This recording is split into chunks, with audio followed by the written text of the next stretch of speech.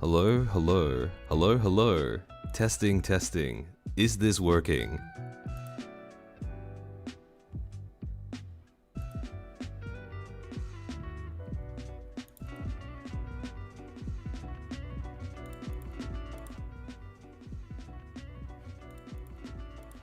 Testing, testing. Hello, hello. Testing, testing. Hello, hello. Oh shit, it's working. Testing, Okay. testing. Hello, hello. Oh, shit, man, it's working. Testing, Okay. Hello, hello. Oh, shit, man, it's working. Testing, Okay. Hello, hello. Oh, shit, man, it's working. Testing, Okay. Hello, hello. Oh, shit, man, it's working. All right, hold on, hold on. We're looping. We're looping. Oh, man, it's working. Okay, All don't right, worry, hold don't on, worry. hold on. I'm We're closing, looping, looping, looping. closing it. Working. Okay, thank fuck. All right. Oh, okay. I was fighting for my life in there. Okay. There's an echo? Alright, it should be fixed now. It should be fixed now. What? Okay. Alright. Hello, guys. Hello. Welcome into the stream. Oh, man. It's good now? It's fixed? Alright, thank fuck. There is still a little bit of a delay between when you type and when I see your message, but it's definitely less than there was last time, which is great, honestly. Okay, so oh, sorry guys, that was definitely a rough way to start stream, but important thing is it's working now. So hold on a second. Give me a sec. I just gotta. Okay, alright. Okay, so I'm gonna assume that, like, everyone's here. Just give me a second to switch the scene. Hello! Hello! Hello. Alright, let me just check that I have the right window. It's okay, scuff happens. Yeah. Okay. Not that song? Oh, you sweet summer child. Okay. Okay. Alright. I have it up. Okay. This stream, by the way, this is going to be, like, a lot... By the way, how's the BGM? How's the BGM?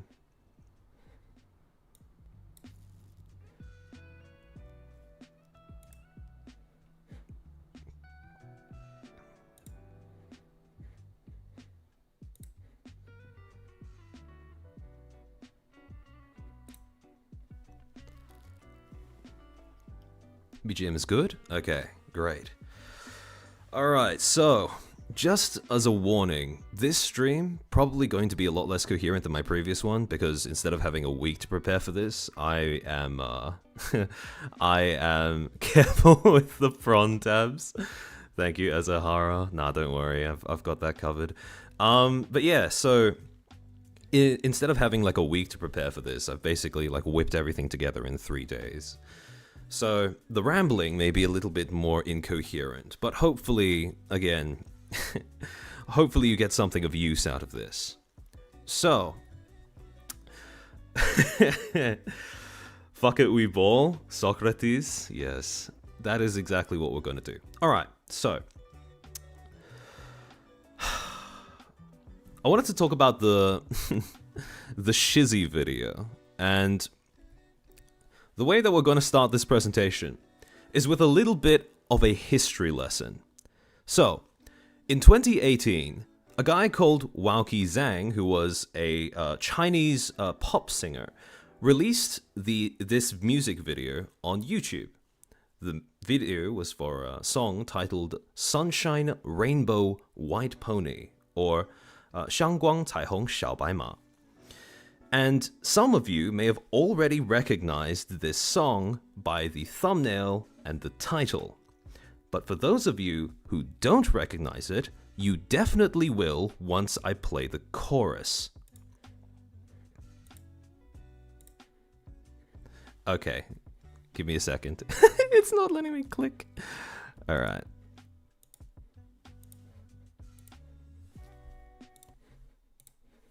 管他干嘛，心里要记得，你是那个阳光彩虹小白马，滴滴答滴滴答。 Now, as you can imagine, when this song first came out, a lot of people in the West had their fun reacting to it. A lot of streamers, none of which spoke Mandarin, were able to, react to it, pretend to be in disbelief, offended, shocked, etc., etc. And, again, as you can probably guess, it's because the chorus of the song contains a very frequent usage of the word nigger, which is Chinese Mandarin, meaning that. But it's used in conversation in the same way as we in English use the word like, as a sort of like filler sound, or as a substitute for or to buy ourselves time to come up with what we're going to say next. And nigger sounds very phonetically similar to ginger anagram. And I bring this up because, coincidentally, in Japanese, they also have the word nigai, which translates to bitter. Now, it would be really, really stupid if someone took a bunch of clips of Japanese people saying this word, strung it together into a montage, and tried to use that as evidence that they were racist, just because that word in their native language sounds phonetically similar to an entirely different word in English. To do that would be culturally insensitive, blatantly Eurocentric, and, above all, an utterly imbecilic thing to do. And unfortunately, someone did do that. For those of you who have the blessing of not knowing what the fuck this video is, this was basically a guy called Shizzy wanted to promote his VTuber debut. And the way that he went about promoting it was by releasing this video called Everything Wrong with VTubers, which was supposedly supposed to be like a sort of call out where he would name a bunch of problems that exist in the VTubing sphere, or as he called it, the VTubing community, and essentially just, the way he put it, make everyone smell their own shit. Now, there were a few red flags right off the bat that the intentions and the composition behind this video were off. And we'll get into... After watching this video, and watching it has been an experience, I really do believe that the guy who made it was a rapper, a poet even, since watching the video has all the hallmarks of a Shakespearean tragedy. And the greatest tragedy about this video is the fact that it actually brings up some points that are worth discussing, in particular relating to VTubing as an industry, as a space, whatever you want to call it. But it brings those points up in a way that is designed to polarize and create outrage, and essentially destroys any chance at having any sort of constructive discussion it removes any chance of having any sort of constructive discussion if all you're working off of is the video itself. Watching it was kind of like looking at someone trying to pull a person out of a hole using barbed wire. And part of the problem, part of what makes the presentation of this video so, problematic is, it starts with the way it was promoted. So, 2 days before the video dropped, the original video, by the way, he posted this tweet: "This Friday, my VTuber debut. Also dropping a nuke on the VTubing community. Everything wrong with VTubers, May 10th. It's time for y'all to smell your shit. Here's the final trailer." And this tweet was accompanied by, like it said, a trailer. a trailer that happened to be the opening montage of the video. Both the montage and the trailer have now been deleted. We'll get to those in a second. But immediately, just looking at this tweet, there are a few red flags. First, the guy is debuting as a VTuber and accompanying that debut with a supposed call-out where he names the VTubing community. Now, first of all, using the medium of a call-out post, not a great decision, and we'll get to that in a sec. But whenever someone says the VTubing community, the reason why that is such a big red flag is because the VTubing community does not exist. What you have when you look at VTubing as, as an industry, as a space, whatever, is you have a whole bunch of different creators, creator groups, and corporations. And each of those individuals that inhabit this space, they all diverge in terms of content styles, areas of interest, approaches towards kayfabe, personas, character designs, etc., or even behind the motivations of using a VTuber model to create their content. And again, there are way too many distinctions and way too many divergences to be able to lump all of them together under the umbrella of a single community. The only thing that connects all of these people is a shared concern over privacy and a shared solution towards fixing it, which is using a VTuber model. That is not a community. That is an industry. An industry that is built off of the backs of the same medium that's been popularly used across the globe. That medium being a VTuber model. And whenever someone tends to invoke this fictional VTubing community, it's almost always to create an easy target upon which they can project either their positivity or, in this case, their negativity. And speaking of negativity, the way that this video was promoted, so a lot of its promotion and the initial discussion around the video centered around the topic of racism. Specifically, Shizzy went into this entire thing accusing basically the VTubing industry as a whole of being racist. Now, in particular, the way that he went about doing this is something that I personally find to be very, very objectionable. And to really break down why this approach to just, walking into the VTubing space and immediately calling everything racist is such a problem, we're going to have to go back to the definition of racism. And I say this even though it might sound like, an insignificant point or a very obvious point, depending on where you stand. I bring this up because I really do feel like the word racism has kind of lost its meaning, or people on the internet seem to forget what racism is. And the definition of racism is prejudice, discrimination, or antagonism by an individual, community, or institution against a person or people on the basis of their membership of a particular racial or ethnic group, typically one that is in the minority or marginalized, or the belief that the differences between the races creates a sense of superiority or inferiority in the dynamic between them. Now, the key part of this definition is prejudice, discrimination, or antagonism, all of which requires intent. And I say this because Shizzy's way of promoting this video in the trailer and the opening montage was to use clips of HoloLive. Well, there was one other thing that he did in it that we'll get to near the end of this stream. But the bulk of it was him using clips of HoloLive streamers either saying the word bitter in their native language or mimicking the N-word because they were playing GTA 5 and they were reacting to that scene where Lamar roasts Franklin. Again, I want to remind you, these people don't speak English.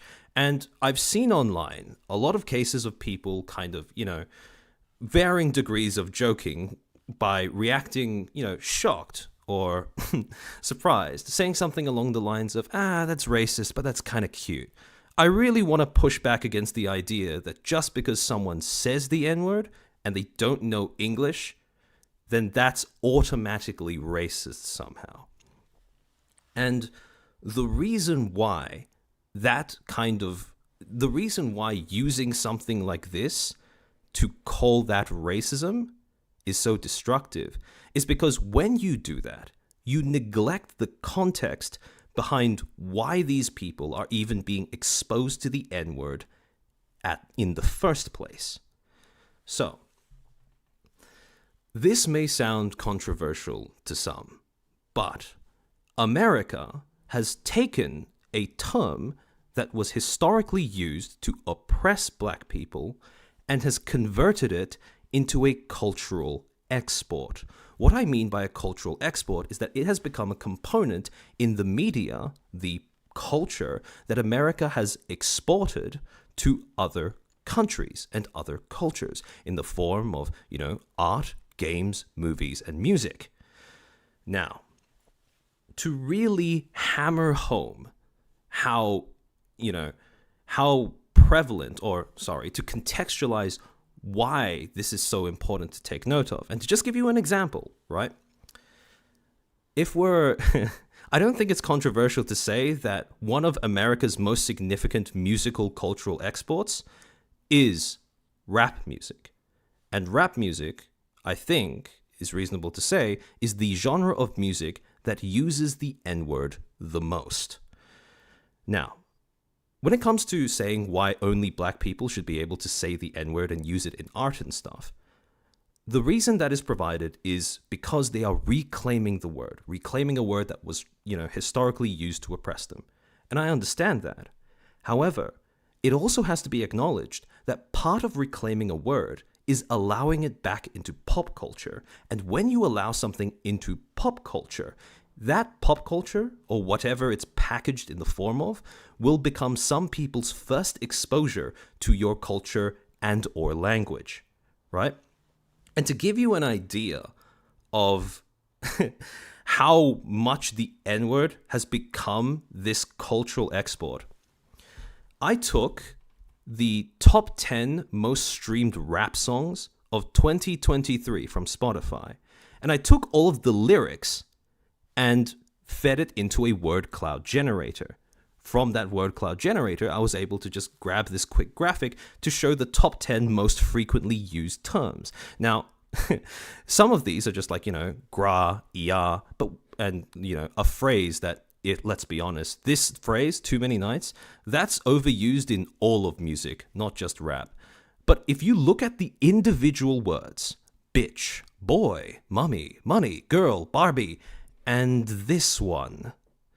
So, again, when other cultures come into contact, especially with rap music, especially with something, it really needs to be, you really need to keep in the back of your mind how aggressively America is able to export its culture to other nations. And again, this is a part of American culture, this word. The fact that people are able to use it in American media that is then shown to other people. This is a significant part of America's identity. And with it comes the possibility of exposing people to it who don't understand the context behind it. So, what happens when, let's say, for example, a young Indonesian boy comes into contact with rap music, enjoys the rap music, and decides to learn English using, in part, that rap music? What happens when that same Indonesian boy, totally removed from the context of the N-word and not surrounded by any Americans who will give him that context, what happens when he ends up saying the N-word, using the N-word in everyday conversation because he's learned English from that song that he listened to or that genre of music that he listens to? Is he racist? And the answer, of course, is no. And to insist otherwise is just, it's the equivalent of offering someone a bowl of jelly beans and then getting mad at them for taking one off the top that you were planning to save for yourself. And it's made even worse by the fact that you never communicated the fact that you wanted to keep it for yourself because, statistically speaking, you probably don't even speak their language. So, that kind of boils down one of the main criticisms I have of this video, and that is that it views everything through the lens of American cultural expectations, values, and taboos, and tries to apply those same cultural expectations, values, and taboos to a context and to, multiple contexts that are completely removed from America. VTubing is an industry that spans multiple different countries and cultures across the globe, and it originated from Japan, a culture which, to put it mildly, is quite different from America. So, I honestly couldn't have picked a more perfect frame to illustrate this point. By the way, this is a transition that he uses multiple times throughout the video, and he accompanies it with like the bald eagle sound effect as well, completely unironically. So, yeah. All right. So, again, I understand if you yourself, being an American, are inclined to view things through the lens of American cultural values, expectations, and taboos. But I can't stress this enough. To apply that outside of an American context is just unreasonable. All right.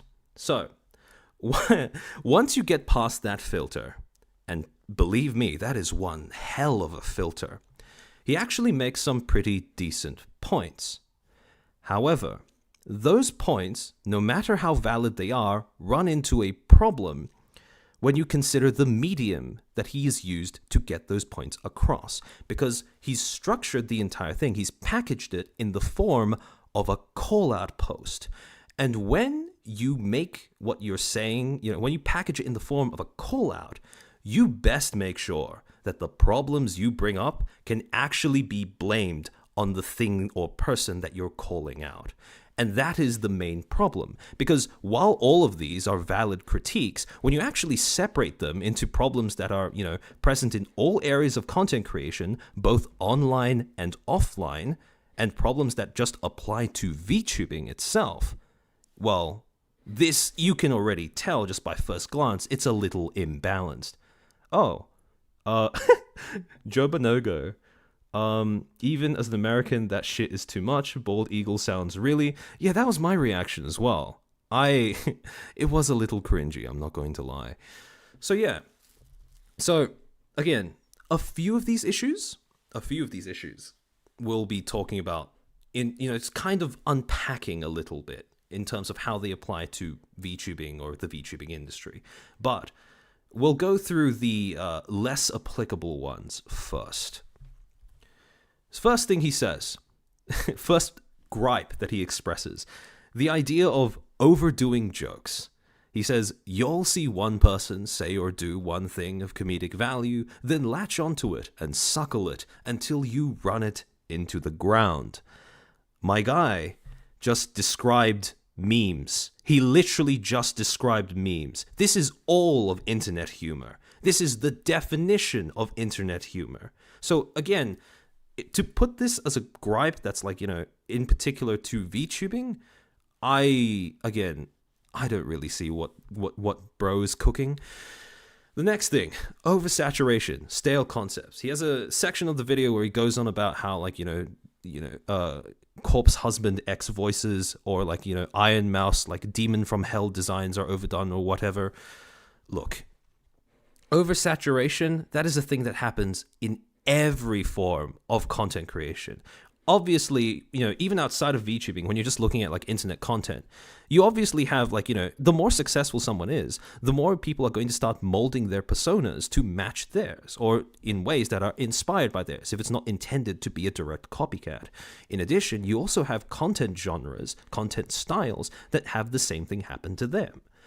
And I can't stress this enough, this isn't even something that's unique to internet content. Because, Oh yeah. Crony Subway. That is an example of like, again, an overused joke. But again, that happens all throughout the internet. So yeah, with even outside of the internet, if you just look at Marvel films for like the last 2-3 years, you see the exact same problem happening there. So including this point in a call-out post about the VTubing industry just doesn't make that much sense. Yeah, that's just life. Exactly. The next point he brings up is the idea of weaponized mental illness. And what the way that he explains that is the fact that mental illness is often used as a pass for bad behavior or saying heinous things. And again, I really have to point out, this is not something unique to VTubing. This isn't even something unique to the internet. Again, I think this is probably, depending on how much you believe in that stance, whether people should be like, completely forgiven for their actions or have their actions completely overlooked simply because they suffer from a mental illness. You can't really deny that this particular interview, when Kanye West went on Alex Jones' InfoWars, this was definitely an example of, well, mental illness causing someone to say heinous things, right? So, again, including this in a call-out post directed at the VTubing community makes it sound like you're blaming the VTubing community in particular for this issue, where in fact, hey, can I parasocially demand attention with dollars? It's okay, Spencer Howard, you got your attention. So yeah, this is something that is not even unique to the internet. So it's disingenuous to put it in a call-out post when you're directing it at the VTubing community. Next thing he brings up, crowded collabs. So he basically says that, like, some VTuber collabs are so crowded, so, like, overstimulating that it can be, like, unenjoyable to watch or bad for an audience, or even, bad for the performers themselves. And again, I have to point out, this is not something that's unique to VTubing. It's not even a problem that arises from VTubing itself, because if you film live content with a bunch of people in the same space, all of whom are performers and all of whom are performing, this is, again, you are going to have some degree of like chaos or overstimulation. If anything, you can make the argument that maybe it's an editing thing, maybe it's a live content thing. But again, you have it on mainstream TV. I think this was from like a Chinese game show, and you have it with internet content creation outside of VTubing, because this is from Shit Camp, which was hosted by, I believe, Cutie Cinderella. So yeah, the next point he brings up, trauma dumping.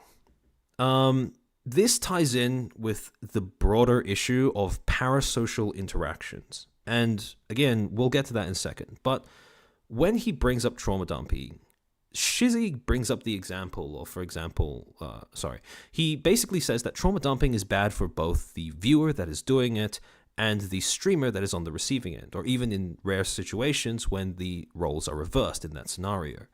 And one of the things that he brings up is the idea of, like, it's something that he has seen in the VTubing industry is when, like, a creator will have someone trauma dump to them, screenshot that DM, and then share it on social media for everyone to see. Again, that particular behavior, utterly condemnable, right? It's a shitty thing to do. No one's going to argue about that. But again, this is not something unique to VTubing, because the whole premise of reality TV is taking someone's struggle, someone's private insecurities, trauma, etc., and then turning it into content. Now, addressing the other side of that, which is the dumping part. Regardless of what genre of content you do, if your content includes any degree of your personality, people will inevitably begin connecting with you. And when someone connects with you emotionally, they may feel like they have, either the need or sometimes the entitlement to share their personal struggles with you without a filter. Now, again, I really need to emphasize, this is not something unique to VTubing. this happens throughout the entirety of content creation. And the fact that Ludwig made this video, I Am Not Your Friend, from like 3 years ago now. Fuck, I'm old. So yeah, the fact that he made this video really hammers home the point. And this video does a really good job of like conveying how universal of a problem this is. And on top of that, so when I mentioned like shipping, parasocial, so one of the other problems that he brings up when it comes to like fans getting too attached to their creator of choice is he brings up shipping and parasocial relationships. Again, this is not something unique to VTubing. We actually had a really extreme case study of this back in 2020 when the Star Wars remakes were kicking off. Oh shit. I know Sagi. But yeah, where fans of the film who were supporting the Reylo ship, so between the main antagonist, main protagonist, they got so crazy about this ship that they started harassing the actors behind the characters, to the point where some of them would start sending death threats and start doxing Adam Driver's wife, the guy who plays Kylo Ren. And this really, not only does this prove that this is not a problem unique to VTubing, but it proves that some of the more extreme versions of it are not unique to VTubing either, and it's not even unique to internet content. So, again, kind of disingenuous to include this in a video that is supposed to be a call-out of the VTubing industry. Okay, so now that we've covered all of those things, right, those issues that seem to be at best misplaced, at worst misrepresented in Shizzy's video, I want to talk about the way that shipping and parasocial relationships relates to VTubing in particular, because I do believe that that these issues do manifest in a particular way in the industry of VTubing because of the way that the medium of VTubing works. So, when it comes to shipping, I think Vettel has to be the poster child of this. How can you not love that face? But yeah, so there was recently a clip published by Staz where it was Fillion, and I'm not sure how much of this was her joking or being serious, and that is part of the problem that I'll talk about in a sec. But in the clip, Fillion basically expresses frustration at the fact that she has had to at least postpone a collab with Vettel because he was worried about some of his more parasocial fans or fans that are like, you know, really into like shipping him with various creators that he interacts with and stuff, getting irritated of the fact that he was collabing frequently with her. And again, part of the reason why I do believe that shipping is uniquely a problem that manifests uniquely in the context of VTubing is because kayfabe is built into the fabric of the medium you use in order to be a VTuber. When you have someone who is a facecam streamer, or even in like, for example, wrestling, which is another industry that very famously relies on kayfabe, when you can see the person themselves, when they want to be serious with their audience, when they want to drop the act, step out from behind the persona, and you can see their face, the human brain is really good at picking up on small changes in facial expression, small changes in body language, as well as, you know, a shift in vocal tone and the way that they sound when they speak. Again, this makes it easy, or at least easier, for them to step out from behind the character. But with VTubing, you get a lot less space to do that. Essentially, instead of having access to their facial expression, body language, and their vocal tone, you only have access to one of those three.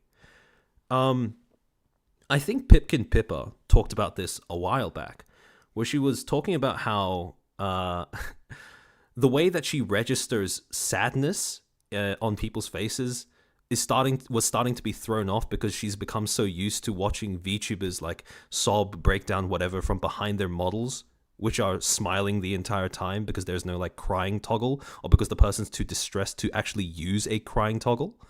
But again, when you are a VTuber, you are significantly more limited in your ability to talk as the person you are rather than the persona you play, because that's just how the medium works. And again, that's the reason why shipping is, in my opinion, an issue that is uniquely relevant to VTubing, because the way that you combat shipping, the way that you combat like parasocial relationships, the way that you combat shipping is that you break character. You step out from behind the characters that are shipped together, and you tell your audience that you are real people that do not have that kind of relationship. But the problem is, when you're a VTuber, you don't get to step back as much as you can if you were a facecam streamer, or if, again, people could see your face as you address them. Now, the next thing, parasocial relationships. This is also another problem that I think VTubing is uniquely intertwined with, possibly inherited from idol culture, where VTubing is in a bit of a weird spot with parasocial relationships because it is a significant part of the industry's various business models, especially among corporate VTubers. So, as a result of the fact that this is a part of their business model, right? VTubers, when they talk about parasocial relationships, are often funneled into one of two extremes. Either they have to, whole out, flat out condemn parasocial relationships in any way, shape, or form, as with the infamous L plus ratio plus parasocial fucks, or they have to kind of lean into it, either by jokingly to various degrees, condoning it, or by silently approving of it. And again, the problem is this funneling into extremes, because parasocial relationships are a lot more complex than that. Okay, chat. I want you to think of parasocial relationships like chemotherapy. Given the choice, nobody would do it. Objectively speaking, it's probably bad for you, but it's often and only used as a last resort to save people from something worse. Having a parasocial relationship is, in the overwhelming majority of cases, better than dying from loneliness and isolation, because those two are real killers.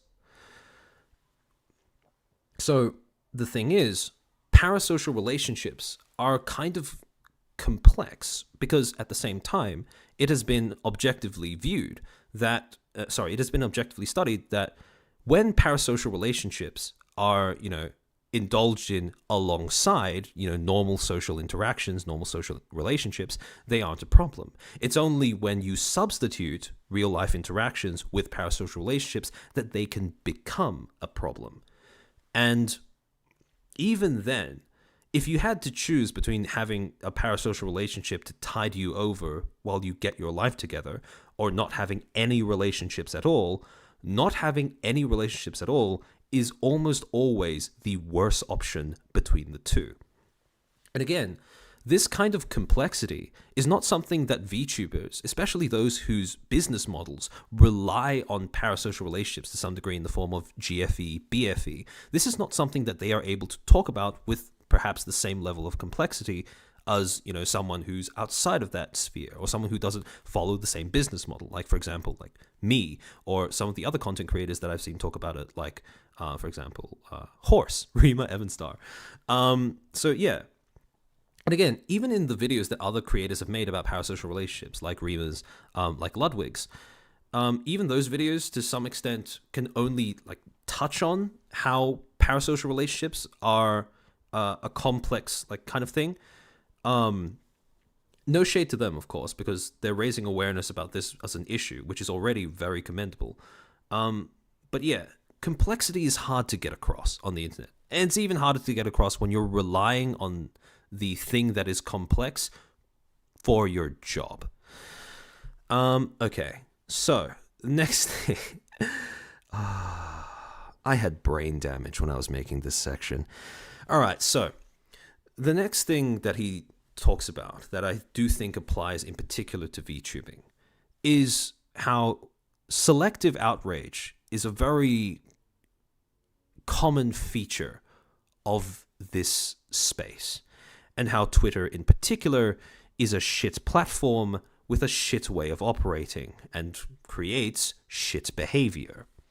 Now, the selective outrage thing in particular is an issue that is very prevalent in VTubing, because especially among small indies and or pre-debut VTweeters, there is a very common tendency to use selective outrage as a publicity strategy. Now, those of you who tuned into my last stream, if you haven't, I highly recommend you watch certain, well, I've timestamped important bits, so I highly recommend you watch at least some parts of it. But people who've watched my last stream, I mentioned the topic of like moral panics, right? The idea that moral panics can be co-opted by individuals on the internet as publicity strategies. Basically, what happens is you take something that is fairly innocuous, you make it out to be a large societal problem that you yourself, that you are like, an advocate for fixing, and you use that as a reason to funnel outrage towards a creator and elevate yourself in the process. This is a very common part of small indie VTubers on Twitter.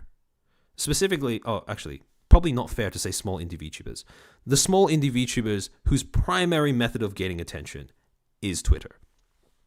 And again, this kind of behavior where you weaponize topics and issues by blowing them out of proportion and attacking other people to make yourself look better, no one is going to argue that this is a bad thing. And I do think that this is something in particular that affects the VTubing industry. But the other part of this is that this is JV Robrigado. Selective outrage seems to presuppose that the VTuber community is a unified front.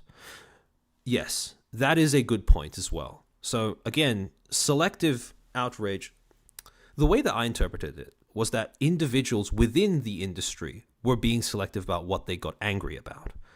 But with you bringing up that point, that is, again, very valid, because at least the way it was used in the video, very much made it seem like the VTubing industry as a whole, as a quote-unquote community, was picking and choosing which things to get angry over, when in actuality that was not the case at all. The VTubing industry is not at all unified enough to do that.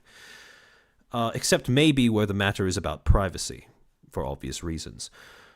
Okay, so selective outrage and Twitter being a shit platform. So the other thing that I want to talk about is that his video actually does bring up a pretty decent point, although it doesn't really put it into words. Okay, now that I think about it, maybe I'm making this point for him.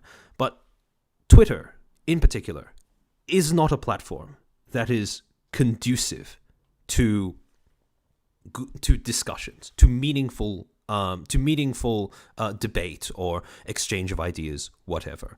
And that is because the way that Twitter is built as a platform is that you are supposed to be able to see what everyone else posts, and you're supposed to be able to join in on editing conversation.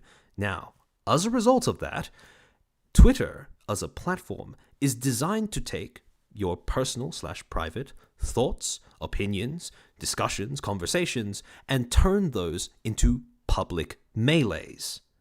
And this is not an environment where you can achieve that kind of this is an environment that encourages that kind of shit flinging for the sake of publicity.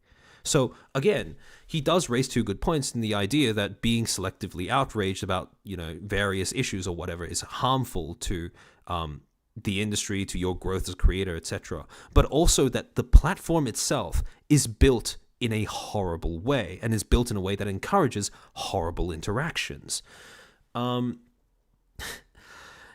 Every time I read this tweet about Scarlet, it's ugh.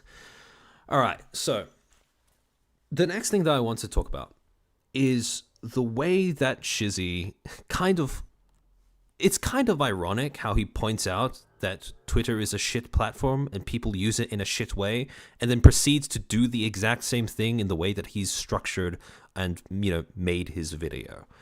So, a significant point that he brings up is the issue of representation and racism in the VTubing industry. Now, bear in mind that, one, he's used the medium of a call-out post. I cannot get this across enough.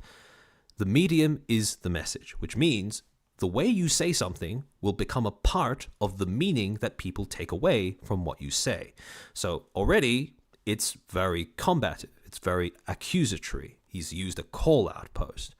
But the second thing is that not only does he promote that call-out through Twitter, but he leans into the things that makes Twitter a horrible platform for tackling complex issues and having constructive discussions. And the issue that he uses, to, funnel into this is the issue of there being insufficient representation of black people within the VTubing space, either black creators or creators that use a black model. And the problem that I have with this is that he automatically ties it to the issue of he automatically assumes that this lack of representation must be because of racism, and that is the only reason he provides. Now, this is a quote from the video. "I wish more of y'all would embrace your actual culture, because why the fuck you all get VTuber models and all of a sudden y'all are Japanese?" First off, I cannot emphasize enough the importance of not viewing all of VTubing through the lens of, American cultural values. And what I mean by that is every culture is going to have its unique priority of certain virtues and values. For America, diversity is a very highly prioritized value. Understandably so. You guys have hundreds of years.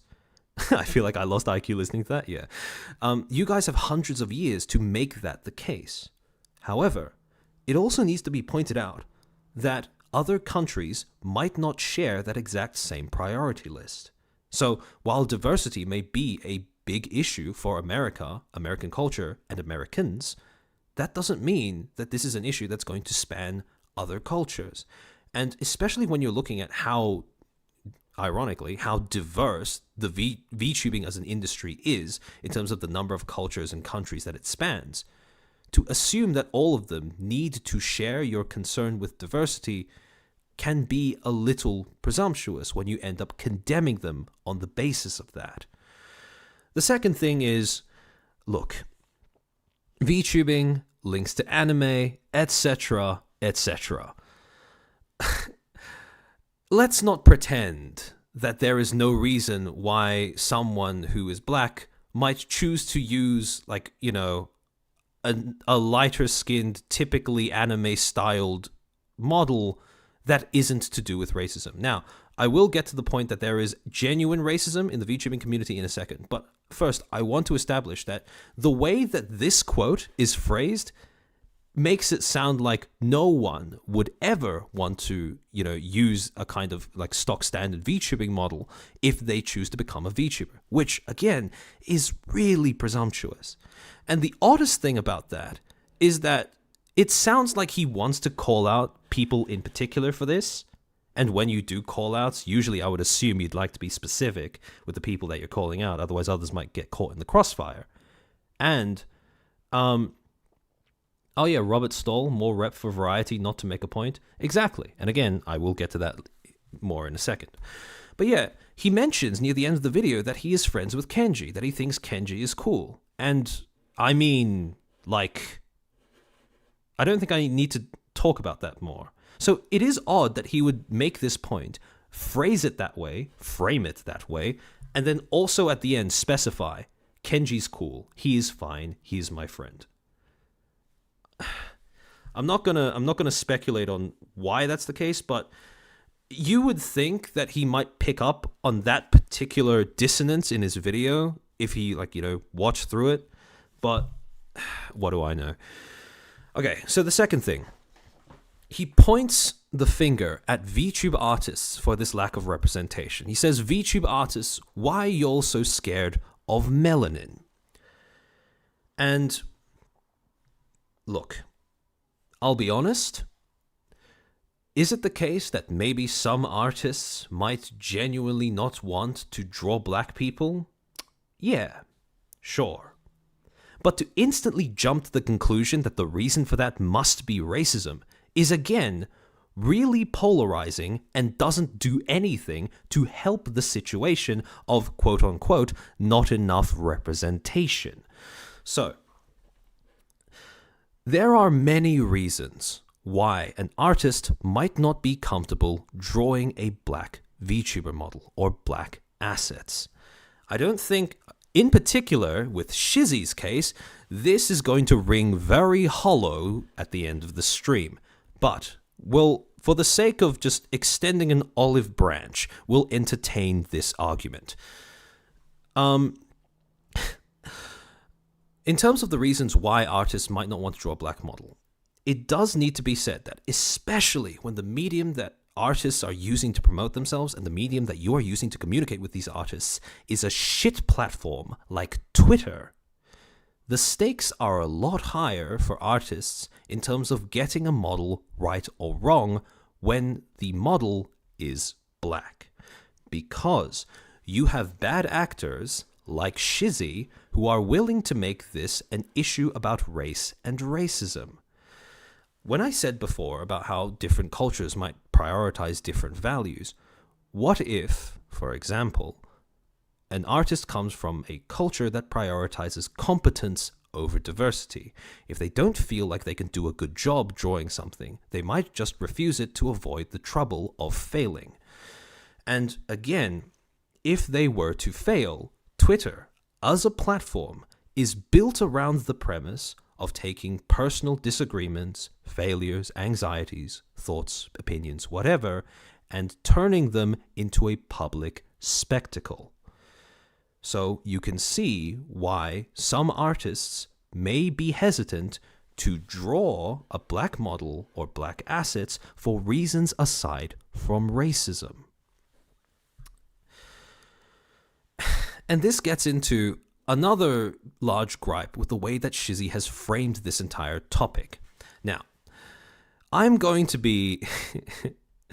Essentially, he had two choices when he went to promote this video, right? He could either go with the more accurate, there are racists among you, or he could phrase it in the more controversial and deliberately incendiary, y'all don't like black people. Now, again, I'm going to go out on a limb, assume the best intentions, and say that this is a solution to a problem that you actually want to have. And what I mean by that is the problem that this approach fixes is that nobody gives a shit about what genuine racists have to say. Now, on one hand, that's a good thing, because you don't want racists, genuine racists, getting influence over a space to be able to control it. On the other hand, that can also be a bad thing because, as a side effect, sometimes people can become apathetic to the effects of racism on the people on the receiving end. Now, I have no doubt that if Shizzy were to look in his chat, in his withheld messages, in his offline donations, he would find a whole host of people just calling him slurs, insulting him for his race, etc., etc. And he could have screenshotted all of them and included them in his video. But again, I don't think people would have cared about the video as much if he did that. Because, like I said, no one gives a shit about what genuine racists have to say. And let's be honest, once you get above a certain size in terms of audience, there is going to be at least one racist, at least one insane person, and in some cases, at least one serial killer in your audience. So this is kind of a non-statement. On the other hand, he could package it this way and all of a sudden he has attention, controversy, etc., all to boost the reach of his video. And this is the approach that he's taken. But again, the problem is, if your concern is genuinely that there is racism or a lack of representation in a space, doing this does nothing to help the problem. In fact, it makes it worse, because the more you polarize an issue, the more you enforce a cone of silence around all possible discussion that can go towards that issue. If your issue is representation, if your issue is that you can't find if you can't find artists that are willing to make black VTuber models, black VTuber assets, a problem which I'm not sure if it's still as much of a thing in 2024, but if that is your problem, if you want more artists to be able to get comfortable with the idea of making these models, painting these assets, if that is an issue that you care about, that issue can only be solved through meaningful, constructive discussion and giving artists a safe space on a platform to experiment, fuck up, learn, whatever.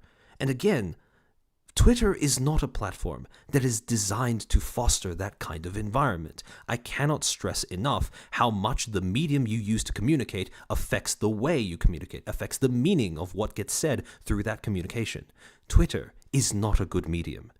And if you are going to use Twitter to generate publicity, and unfortunately Twitter has kind of embedded itself as the way to generate publicity, which is shared by both artists and other kinds of creators, polarizing an issue like this further is only going to make the entire thing worse.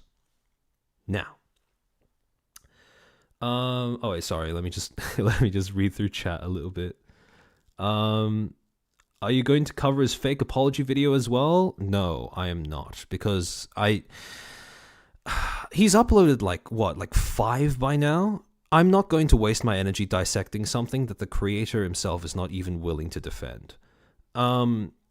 Lack of representation. I'm tired of hearing that. I can't believe you watched the whole 30-minute video.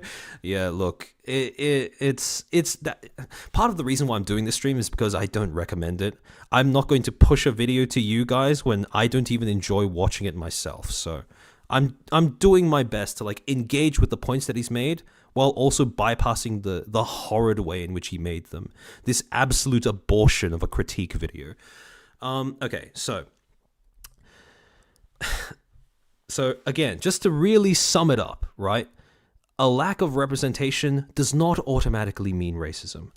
Yes, some part of that lack of representation can be attributed to racism, right? I have no doubt that there are actual racists, both artists, both audiences, both in artists, among audiences, and among creators.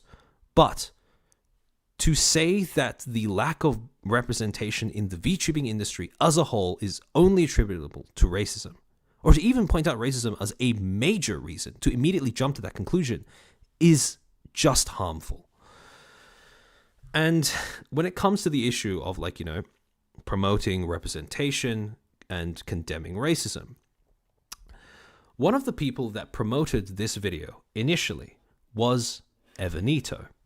And I bring this up not to shit on Evanito, but because, ironically, Evanito himself had a video talking about a similar issue that is miles above what the fuck Shizzy did. He could have honestly just reposted this on Twitter while condemning what Shizzy said, and it would have been so much better in terms of just advancing this. Okay, so in this video, basically, Evanito talks about, among other things, his struggles of finding an artist that is both competent and willing to draw a black VTuber model for him to use. And he expresses that the whole the struggle of some people want to call out racism so much that all they see is racism. Yeah, that is definitely an issue, and it's only exacerbated by the seeing everything through the lens of American culture and struggles thing. So yeah, Evanito in his video, he talks about how difficult he found it to find an artist that was willing to make a black VTuber model for him. And again, the thing that I really want to emphasize is that the medium he has used to get his concerns across was not a call-out post. It was just a video where he expressed his personal thoughts and feelings about something. And that difference in medium makes a whole lot of difference in terms of how the way he talks about things comes across. This is a video that gives room for constructive discussion around an issue. And the way he talked about the issue of, in particular, like, you know, he puts into words how frustrating it is to not have access to technology that can allow you to put your best foot forward content-wise, right? He wants to be able to express himself as a VTuber using a VTube model, which he's currently having trouble with getting because of how hard it is to find, or how hard it was at the time that this video was published, to find an artist that was willing to do it. And again, he doesn't instantly jump to the conclusion that, yes, this must be because of racism, like Shizzy does. And that makes all the difference in the way that he brings up this issue. Something else that he also mentions is the lack of representation. And again, he also is really measured in his take on why that representation might be the case. He does express that he wants to see more representation, but he doesn't blame that lack of representation on racism or even on the VTubing industry as a whole. At least that's not how I took the way that, you know, he came across in his video. Now, in promoting this video to you guys, I do have to specify that there are some parts of this video that I personally disagree with. And again, part of the way that he structured his video is that we are able to have this personal disagreement without, you know, resorting to name calling or anything like that. JV Robergato. The backlash has led Shizzy to call for a backup which threatens to interfere with business of one of the agency VTubers. Oh, believe me, we'll get to that in a second. So, yeah, back to the topic of this video. There is one of the main gripes that I personally have with this, and again, I'm not saying that he's right or wrong. He's literally just stating his personal thoughts and feelings, right?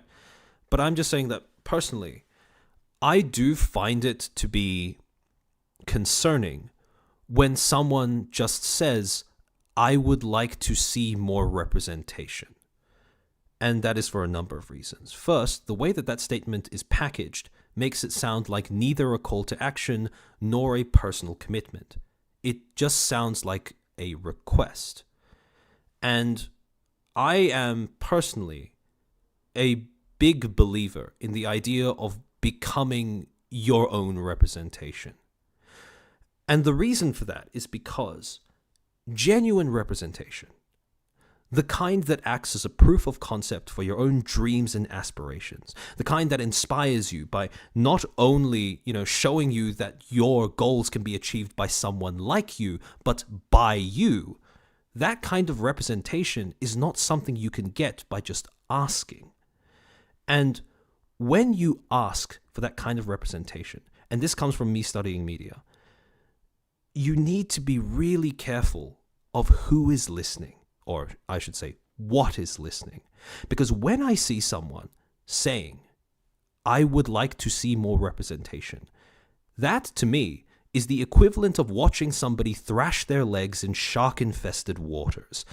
Because the people who are most likely to pick up on that message are going to be soulless corporations who will give you that representation, but only in a tokenized bastardization of genuine representation. And they will do so not because they care about diversity, not because they think that representation has any merits in and of itself, but because they are convinced it will make them more money. So,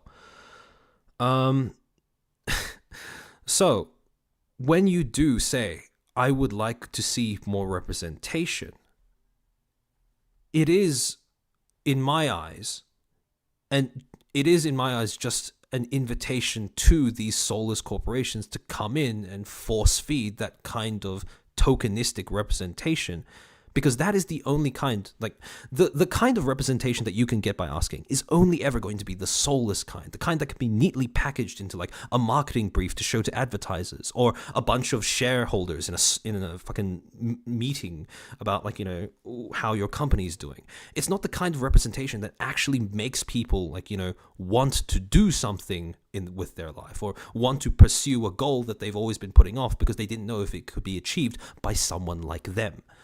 So, again, I'm not saying that Evanito is wrong or anything. This is just a personal disagreement. And it's a personal disagreement that I really do think we are only able to have because the way that he packaged this video was, because he packaged the video in a way that wasn't a call out. So, again, good video to watch. I when it comes to this particular issue of racism and representation in the VTubing industry, I cannot overstate how much better this video is than Shizzy's when it comes to just opening up a discussion about that particular thing.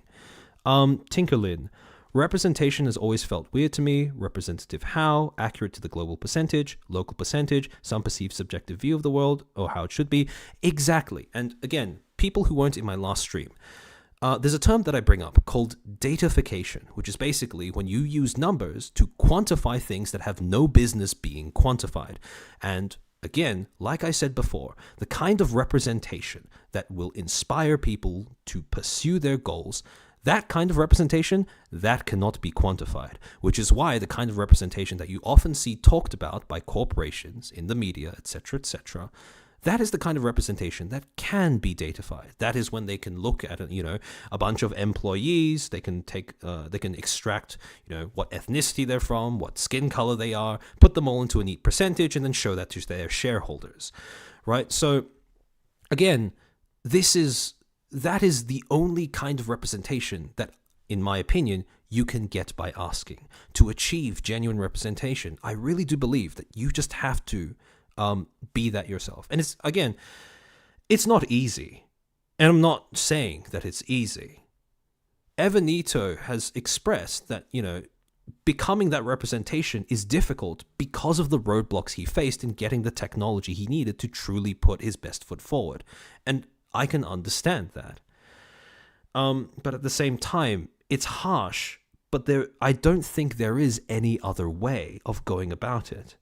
It is tough, but it is the only solution.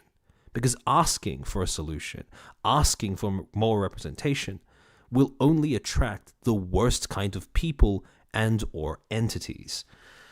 The way I talk about corporations makes them sound like monsters, but to some extent, I don't think it's unreasonable to say that they are. Scarling, Mikhail, Orr. Let's keep in mind that a group of people is precisely that, people who will differ in opinion even amongst themselves. Race is just an example. Exactly. No group of people is a monolith, no matter how many similarities they may share with one another. Okay, so now that we've covered, that side of representation, racism, etc., Shizzy does actually make a pretty legitimate case of how racism can manifest in VTuber audiences and, around certain incidents with, popular VTubers. So basically his argument is that racism is comprised of extreme outliers in the audience, people who are just genuine racists, right? And more problematically, complicit minorities of the audience. And again, when I use the word minority in all of my streams, all of my content, I mean minority in the most literal sense, as in just the minority of a proportion. So what he says is that there are complicit minorities within the audience who, through silence, through willingly supporting their, enabling bad behavior or racist behavior from their creators, end up worsening the problem of racism. Now, this point is valid because this does happen in the VTubing industry. The problem is there was a case study that would have been the picture perfect example of this. A case study so in sync with what he was trying to argue that by mentioning it, he would have instantly proven his point. And that case study is called Uki Violetta. and it happened about 3 months ago. But for some reason, this was never brought up in the video, not even referenced. When he was making this point, he used the example of Enna Alouette making, the fried chicken comments. And there is a very important distinction between Uki and Enna in the sense that with Enna, I would assume she was disciplined by management before coming out to publicly apologize for what she said. No such thing, to our knowledge, has happened with Uki. And again, that leads me to one of two conclusions about why Shizzy did not mention this at all. Either, one, Shizzy had no idea that this was a case study that he could use, in which case it would mean that he doesn't really have any knowledge of the VTubing space, in which case, why the fuck are you making a call-out video on it? Or two, he knew that this existed, but he didn't want to reference it for whatever reason. And seeing as how the bulk of his, discussion of representation and racism revolves around calling the VTubing industry anti-black, whereas in fact it is simply not American, I think we can all conclude as to why he didn't mention this case study. And here's the thing. So, with this particular action, by choosing not to include Uki, even though it's a picture-perfect case study of what he's saying is a problem in terms of racism in the VTubing community, Shizzy is doing something that I described in my last stream when I was talking about the hallmarks of a moral panic. So, to remind those people who watched the last stream, or to explain to people who didn't watch the last stream. Holy shit, there's more than 800 people in here. Okay, so yeah, the hallmarks of a moral panic. 1, you have the monopolization of victimhood. Shizzy wants to bring up racism, but he's not willing to talk about any racism that applies to people aside from black people. 2, loss of context and nuance. Basically, his angle of saying anything that sounds like the N-word or just repeating the N-word when you are completely removed from its context and don't understand its meaning automatically makes you a racist. And 3, the assertion of moral binaries. Basically, his entire shtick of y'all don't like black people, or trying to frame the entire situation as a black people versus the whole of VTubing as a moral binary. So, again, this has all the hallmarks of somebody trying to start a moral panic so they can benefit off of the publicity this could potentially provide. If you haven't watched my previous stream, again, I'm going to shamelessly plug myself. I do explain this in greater detail, so I do recommend just going back and having a look at it. But, yeah, so at this point, I think it's pretty cut and dried that he didn't do any of this in good faith. And when you bring up topics of racism, representation, or any problems, and you make it sound like something that people should care about, but you use it in a way that really shows that you yourself don't seem to care about it, people aren't stupid. They can pick up on that. And all it accomplishes is that it makes you look like someone who's creating a fuss for everyone else over something that doesn't even inconvenience you. So, again, these are genuine concerns, but because of the way that he's gone about packaging them and delivering them to the public, they all ring hollow, and you can't have a meaningful discussion about any of them if your jumping off point is just his video. So again, I really have to ask, why? Why would you make this? Why would you publish and promote it in this way? So anyways, now, I want to get to the next thing. And, okay. All right, sorry, give me a second to sort of gather my thoughts a little bit. I'm going to take a drink of water because I can feel my throat dying already.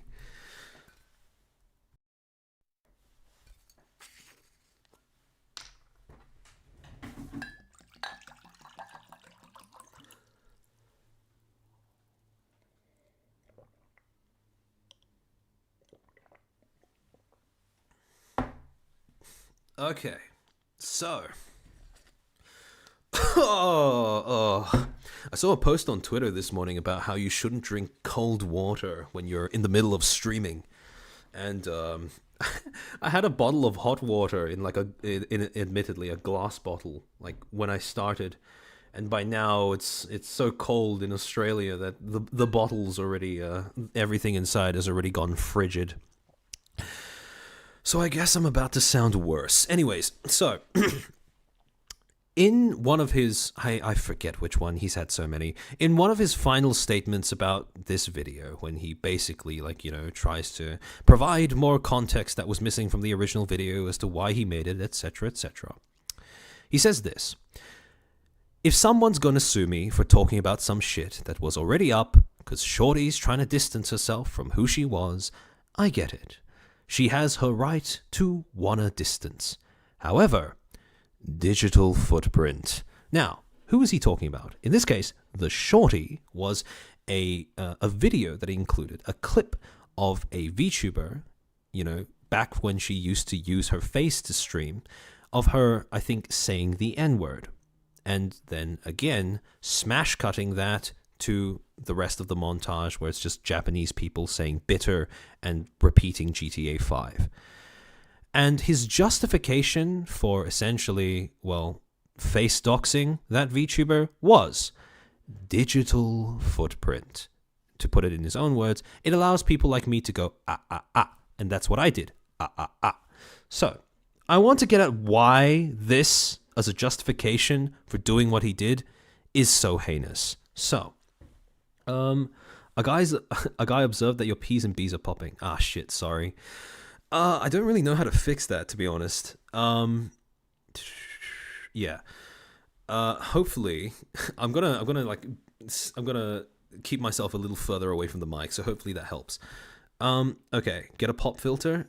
I'm poor. I'm poor. I have debt. So yeah. Anyways, okay. So around the concept of a digital footprint. Hopefully, this is something that you would have been taught when you were still a kid in school, right?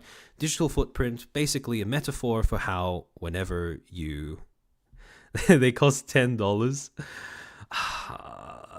Look, I'll get one before the next stream. But yeah, anyways. So yeah, digital footprint. It's a metaphor for how every time you interact with something on the internet, every time you post something on the internet, there will be some trace of your presence there that lingers even long after you are gone, right? And again, pretty helpful metaphor for just understanding how this stuff works, understanding how the internet is forever, right? Pop filter fund. No, stop. It's okay. I have more than $10 in my bank account. No, stop that. Okay, so anyways, so yeah, pretty good metaphor when it comes to just getting across the idea to people that the internet is forever. However, that is just one half of the metaphor, because to expand on that, the reason why you would be concerned about leaving traces of yourself in an environment is because there is something hunting you. And today, I'm going to give you a name for the thing that is hunting you. In 2006, a person called Dana Boyd, who's now a researcher, a partner researcher with Microsoft, a media professor, and founder of the Data and Society Research Institute, she made the observation that social media platforms were changing the way that various audiences were interacting with the content that you would post on them. Again, sounds pretty obvious to us in hindsight, but this was a big deal at the time. Prior to this, the way that most people, modeled the process of communication via media, and bear in mind, this is a big oversimplification, was essentially you have your message and you deliver it, you communicate it to a bunch of target audiences, what was referred to as publics. So you would have your message, you would send it out to them, and hopefully it would hit your target. However, what happened once social media arrived on the scene is that chat will donate. Okay, I'm afraid that for all your knowledge and accumulated wisdom, look, I have an easy time here, all right? My my wisdom looks more profound the more my case studies look stupid. So you got to bear that in mind, guys. I'm on performance enhancers right now. Chat will donate if you mention it. Look, I appreciate it, but like genuinely, it's okay, guys. It's okay. It's okay. Now I know how other creators feel when this starts happening. I will buy the best pop filter. I will buy all the pop filters using this money that you have very generously donated. That's why you need a VPN. Yeah. So anyways, yeah, the way that social media changed the way that people communicate is that instead of having one message that you would just communicate and aim at a certain, at a public or a group of publics, what you would do is you would post it on a platform and then it would remain there. And as it remained there, you would have all of these different publics, most of whom who you never predicted arriving on the scene, converging on what you make. And over time, again, because of how these publics could not be separated in terms of time or space, this created a new entity known as the super public, which is basically the aggregate of all of the audiences who will ever view your content or what you've put out on the internet, combined from past, present, and future. The reason why the super public is so intimidating of a prospect is because you have no way of predicting how large it's going to be or how they are going to react to what you've posted, or even worse, how they are going to use your content. So on top of that, the super public is incapable of perceiving depth. I have an insatiable urge to spend money when VTubers mention money struggles. I am also broke. Bruh, if you are broke, look after yourself first. If there's one value that I am going to personally promote in my content, it's selfishness, okay? Look, life is rough for everybody. You got to look after yourself first, my dude. But, I mean, look... Please look after yourselves before trying to donate to me. All right. So, anyways, yeah, the super public. Okay. So, the super public is incapable of perceiving depth, right? Because what happens is, because of the way that content is put onto these platforms, because of the way that this medium works, essentially, instead of seeing someone for a person, seeing how they grow, evolve, change, whatever over time, all you get are a series of snapshots of who they were, smash cut alongside one another in one place. And you can see how that kind of flattens all of the humanity out of somebody, right? And the reason why I bring this up is because when you make a call out or anything to do with, trying to condemn someone, where you pull up their past and present it alongside who they are right now, and you cry out that they need to be cancelled or they need to be condemned or whatever, this is the thing that is watching and listening. This is the thing that you are inviting to your situation. And the thing about the super public is that just as it's incapable of perceiving depth, just as it's incapable of being predicted, it is also incapable of being controlled, which means that if, you can make your call-out post, whatever, but the super public is just as likely to then switch its attention over to the person doing the call-out and fuck them over instead. So... without even meaning to do so, Shizzy himself has become an ideal case study for demonstrating the destructive potential of the super public. So, for people who don't know, basically after he posted this video, Woofer, or Woofins, who was his ex and also coincidentally happens to be the artist of his VTubing model and assets, went online to Twitter to talk about how she disagrees with, some of his messaging, especially the way he went about conveying those messages, and also brought up that he still owes her money for making him those VTuber assets. Now, all of a sudden, right, this was viewed by 1.6 million people who Shizzy would have never thought would become involved in the situation or caught wind of this. And now all of those people were starting to look through Shizzy's history. And again, when you look at this and you juxtapose this with him making a point about how VTuber artists are scared of melanin or how important representation is, it kind of rings very hollow. Because sure, that could be an issue in the VTubing industry, but it wasn't an issue for him, and that really enforces the idea that this is not something that he actually cared about himself. So, again, owing money to an artist, for a VTubing model and assets that they've already made, that you are already using, not a great look.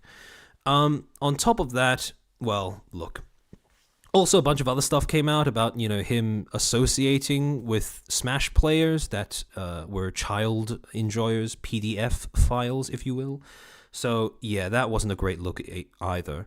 But again, I really want to just use this to highlight the idea of why you should never do shit like this. Why you should never take somebody's past content and provide it to the world to judge them by instead of the content that they currently make and want to be represented by. Because to do that is to invoke an entity that you have no control over, that has the potential to destroy lives. And again, one that is just as likely to turn around and absolutely blast you instead of the person you were initially calling out. I'll get to super chats in a second. But yeah, so again, if you take away nothing else from this whole stream, presentation, whatever, especially if you are a content creator or you want to become a content creator, I want you to constantly be thinking of the super public, not as a large thing that will always be looking over your shoulder. That can be paralyzing, right? That's not what I want. But I want you to always remember that it exists, because if nothing else, that will force you to make your content with your future self in mind. And the thing is, right, the thing that we talked about earlier with how small creators, especially creators whose main source of publicity is Twitter, and how some of these creators, they generate publicity by starting fights, etc., condemning people with no basis, trying to gain clout through sparking conflict. When you do those things to gain a following initially, you are building up a reservoir of stuff that will inevitably come out in the future. And when it does come out, when the super public gazes upon what you've made, how you conduct yourself, how you go about promoting yourself in the early stages of your career will determine that when the dam bursts, whether what comes out is liquid gold or runny shit. So, I think, that about sums up the entirety of the presentation. That about sums up, my dissection of the video. I hope you learned something useful to you, or something that's going to help you with your dreams, with discussions about representation and racism, etc. Yeah. So, yeah. And now I'll get to super chat reading. How do you view all the super chats in a stream?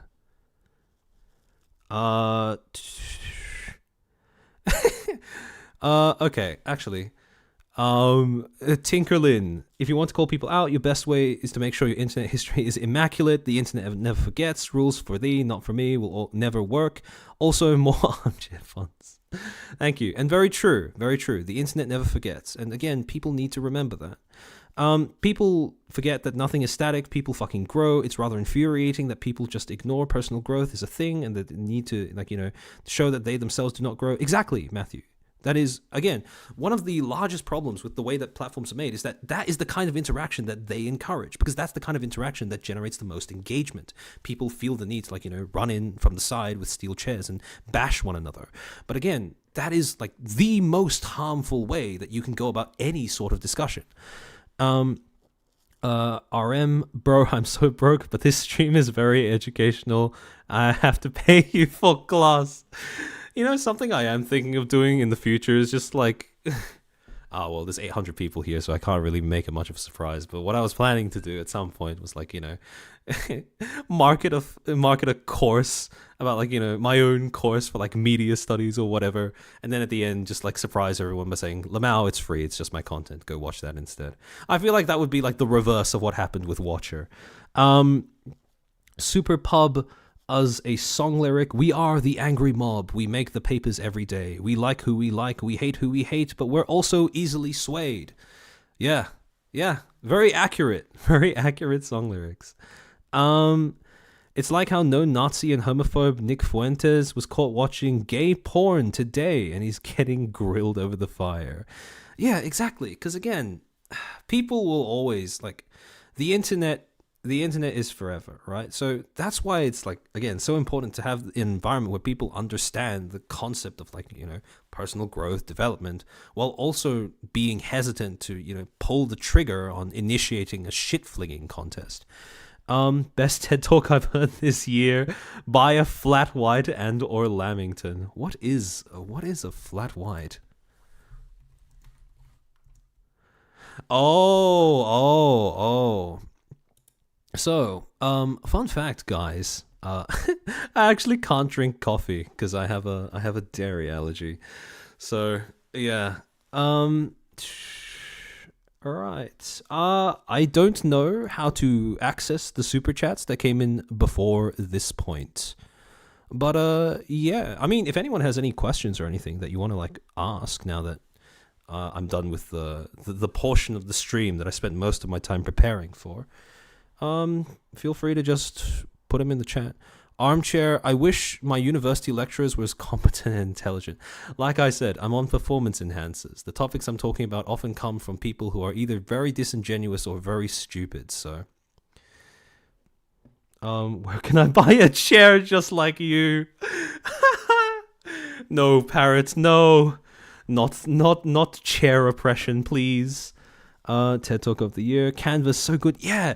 Okay, out of all the subscriptions that I've gotten, Canva is definitely one of the best. I cannot express enough how many projects and stuff that I've been able to pull together within 45 minutes just because of Canva. Also, I'm pretty sure the people who founded Canva were Australian, so that is definitely a part of national pride. Also, by the way, I know that 35% of my audience comes from America.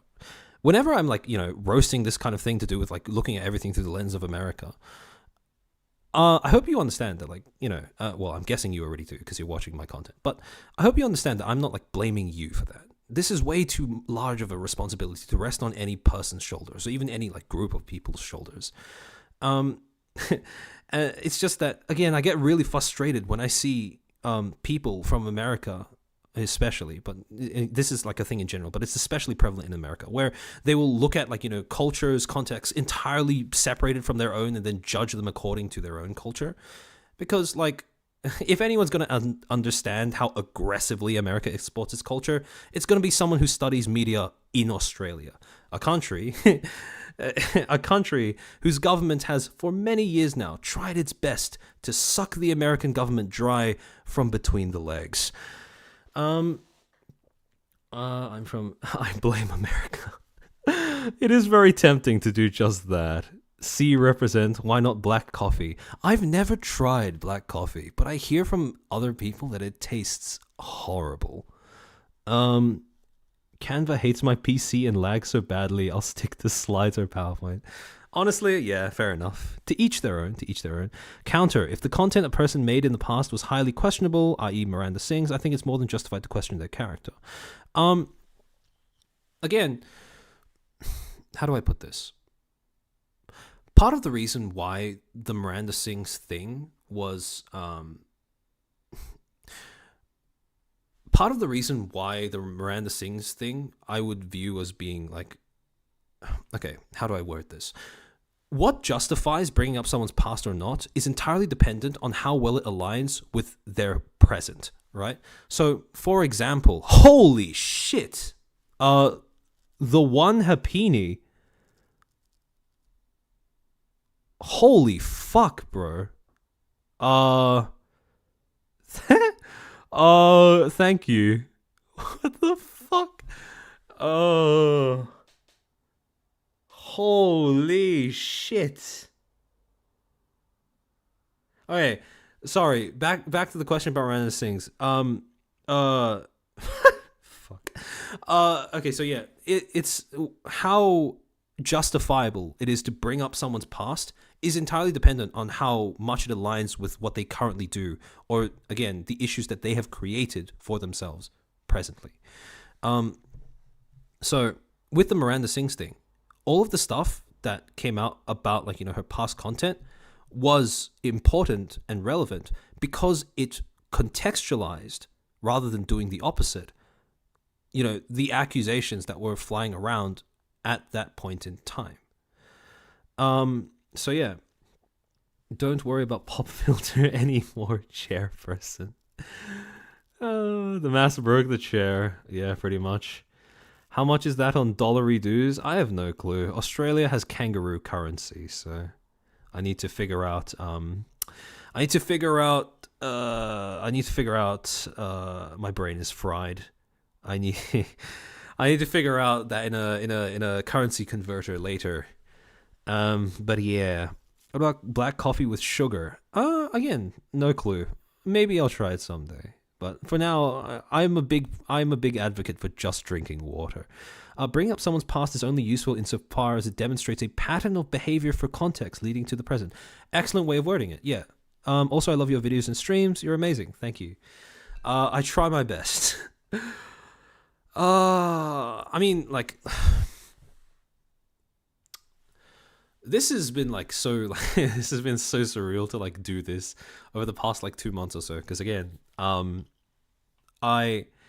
whole spiel that I went on about like representation earlier on, the reason why that's like such a big thing is because like the reason why I made these channels and the 2 videos that I did was that like the Niji situation pissed me off so much that I was kind of like, I was hungry for content that was going to apply these concepts to rip it apart. And then I had a moment where I realized, shit, if I want to see that kind of content, I'm going to have to make it myself. And again, to be fair, it seems to have worked out. So, I mean, I really do think that more people... Oh, wait, I just realized I forgot to turn the BGM back on. Okay, so yeah. I really do believe that, like, this information, like, all the stuff that I learned from uni should not be, like, confined to, like, paying $20,000 or some shit over the course of 4 years just to learn that, for example, Twitter is a shit platform and how to articulate why. But yeah, East Asian repression is annoying. And we're glad you did. Yeah. Consider talking about your origin story on another stream. Yeah, fair enough. But yeah, I mean, look, I'll have a separate stream talking about that. But for this particular stream, I mean, does anyone else have any other questions or anything? Knowledge should be free. The way you present things in your video essays are great. Hey, thank you. You ever deal with YouTube recommending corporate VTubers' digital footprints, and who is it this time? Saro, do you mind expanding on that a little bit? For a chair, you're pretty good. Oh, my dream is to actually... You know, I had someone in my comments the other day who was saying like, what was it? did you know that Armchair Expert was also the name of a pretty big podcast? And I was like, yeah, like, for fuck's sake. I know that I screwed over my own like SEO optimization by calling myself Armchair Expert when it's already shared by something else that's like bigger than me. But I mean, it's like, it was perfect. It was too good for me not to do. Sarah, have you expanded on that? No, not yet. Sometimes YouTube will just recommend people's past life accounts out of nowhere. Ah, okay. Yeah. I mean, yeah, I have seen that. Like, that's part of the reason why, well, increasingly nowadays, well, I think Niji Sanji has like single-handedly managed to turn that from something that was almost universally regarded as a bad thing to now something that is probably a good thing. But I mean, yeah, it is. From the perspective of someone who is a VTuber, I can see why that particular function of the platform can be really annoying. But yeah, actually, before I forget, did you see Sayu's reaction to the last video? Yeah. I was surprised that she's more forgiving towards the situation than Miss Chaz. I mean, like, I was in the last stream. I was lurking. I was lurking and stalking. So yeah, look, if she is going to be like, she was way more forgiving than I expected as well. But I mean, again, she is a way stronger person than I could ever conceive of being. Because holy shit, would I be full of spite if that happened to me. We need to upgrade him to a sofa, then he can be legally distinct. Yeah, not sure why it's a stigma in the West, but it's ex-Niji saving grace. Yep. She's had a year to process her feelings, I suppose. Yeah, that could be a factor in it. Literally all thanks to Niji. It is amazing how Niji's colossal fuck-up was so bad that it changed the entirety of the VTubing landscape. Also, by the way, like when I was talking about parasocial relationships, right, and I used these 3 examples, it wasn't like even though it might look like it, it wasn't like me going out of my way to like shit on Niji in particular. It's just that Niji happens to be like a perfect example where their VTubers have expressed both ends of the extremes of that spectrum of responses, while also having this as their like part of their business model. So yeah. Do you think Niji could ever do anything that would top what they did to Selene? As good as it might be for creators like me business-wise, I really hope that that never happens. Because, let's be honest, if that does happen, whoever's on the receiving end of that will be fucked up. Big time. Yeah. Armchair Expert, who is your Oshi? It changes. But, I mean, Pipkin Pippa. Pipkin Pippa. It has to be Pipkin Pippa. Sayu has no enemies? Yeah. Please don't tempt fate. Please don't. Enough. That's exactly how I feel about the situation as well. See, the problem is, right? The problem with trying to teach people about media using especially bad examples is that the problem with teaching media is that the best examples are always the ones that have fucked over the most people. So you kind of get into like this sort of ethical paradox where you become, if you're not careful, you are very liable to become a vulture. And you actually see this happening with some journalists. Oh, actually, do I want to tell this story?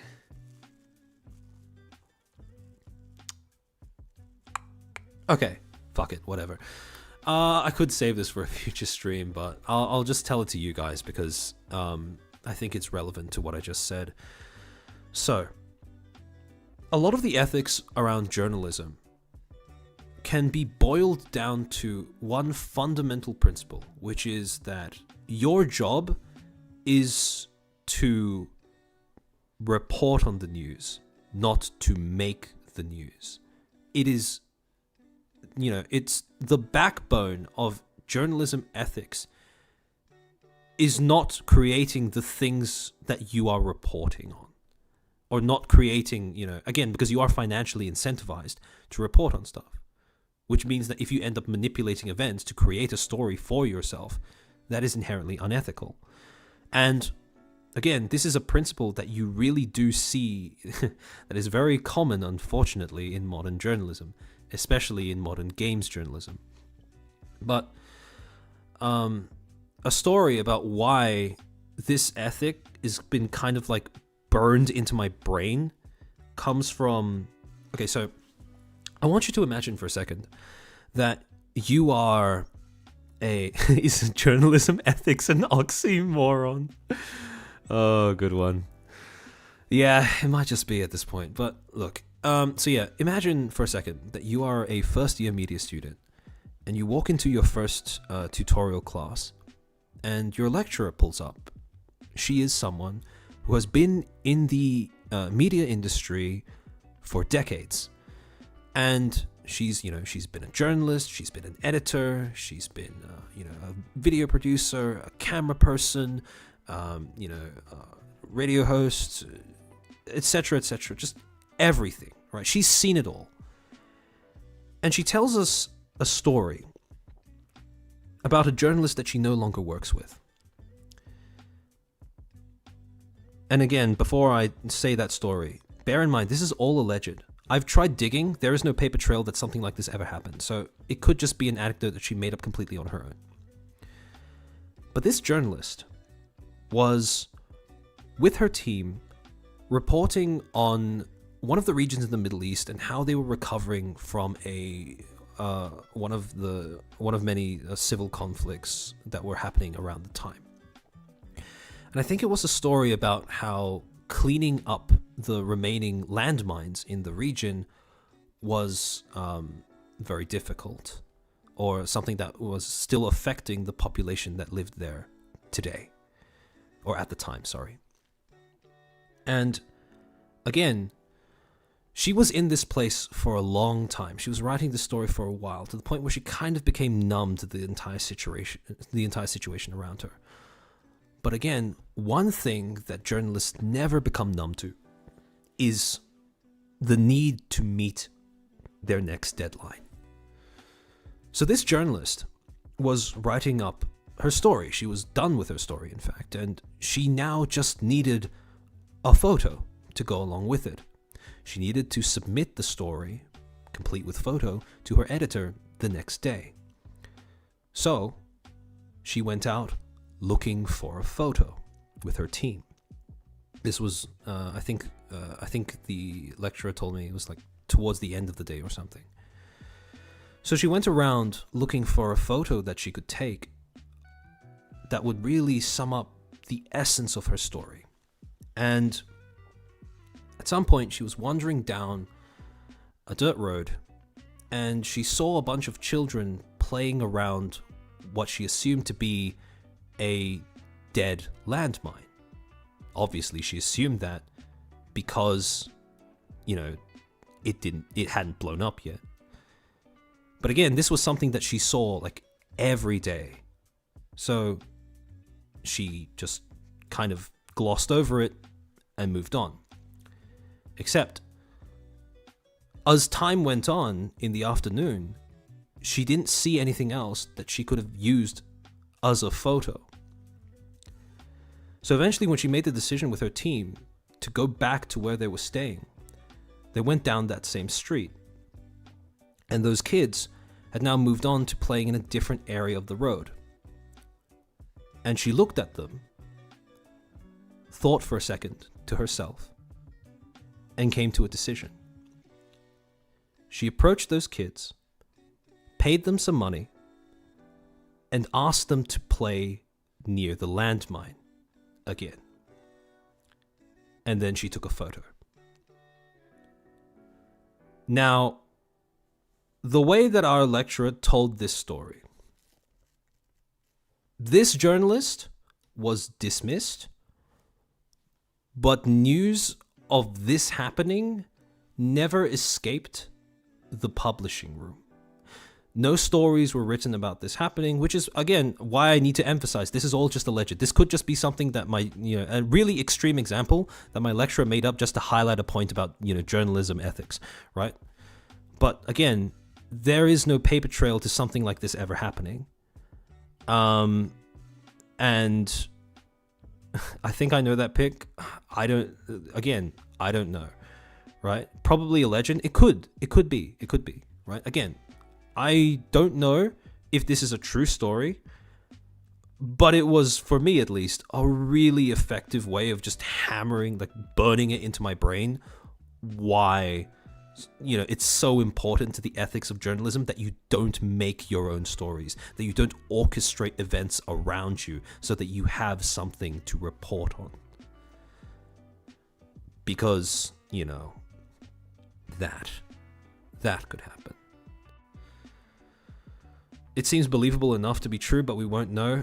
Yeah, and that's honestly the sad part. Again, this is something that I said in my last stream, but one of the worst parts of, learning media, especially when I was doing my journalism unit, is sitting through hours of like ethics lectures, reading through paper after paper about the different ethical principles, frameworks, whatever that underpin journalism, and then actually watching the news and realizing that, it doesn't fucking matter. At the end of the day, when you're an actual journalist, the only thing that really matters is that you hand in your articles on time to your editor.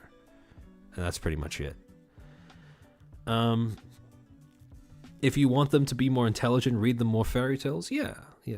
Nothing beats reading about ethics and then seeing people breaking everyone. Yeah, it's fucking rough. I mean, look, okay, when I look at Shizzy making this video, right, I kind of get it. The guy seems to have a lot of resentment, and he's trying to monetize it by turning it into content. Like, I get that. I mean, after all, that's what I'm doing, right? It's just, yeah, that can work out in many different ways. Yeah, as a horror, I have noted that I do know of that individual. I have seen them making the rounds. It's very disheartening to see. I think at some point they said something about, in Australian law, I think they're Australian. They said something about, in Australian law, like that wouldn't apply when they were talking about like some sort of like, no, that would constitute defamation or some shit. Something like that. I'm planning to have a separate stream where I just talk about how Australia has systematically fucked the way that we do journalism in this country because of the fucking imbecilic legal precedents that our courts have somehow managed to make around how people cover the news. But yeah, that's a whole other set of topics that can have its own stream. If you watch Friendly Geordies, you will be abundantly aware of some of these already. Concentration of ownership, yep, that is definitely a problem as well. Yeah, I mean, Spencer, I'm assuming that you're Australian as well, so it is going to be a rough stream for you to tune into. Because while it may be me venting my frustrations, it might only add on to yours. So, by the way, if my content ever gets because I am very aware of how some of the stuff that I talk about can be very depressing. If it gets to you, you don't need to force yourself to watch my content or anything. If you miss a stream or anything like that, or if you just elect not to watch a video because the topic is too much for you, it's okay. I don't mind. I understand. Part of making good content is necessarily, in my opinion, understanding the possibility that people might not watch it. So, as someone who gets bombarded by gaming news, ethics and journalism don't feel like they belong in the same sentence. Yeah. Chat can crowdsource the razor blades. What? One of my favorite creators? Yeah. Friendly Geordies is the GOAT. How he's still alive is amazing. Yeah, I don't know, man. He's truly something else. I'd really like to hear that stream on Australian meter, as I'm also one. Oh, okay, Whimsy. Yeah, I mean, again, it is inevitable that I will be doing that stream. It's just a matter of when. In the last poll that I posted in my community tab, a lot of people were saying that they wanted to hear about, my the stuff about worst sponsor on YouTube. And I am thinking of doing another stream about that within the next, I'd say 2 weeks.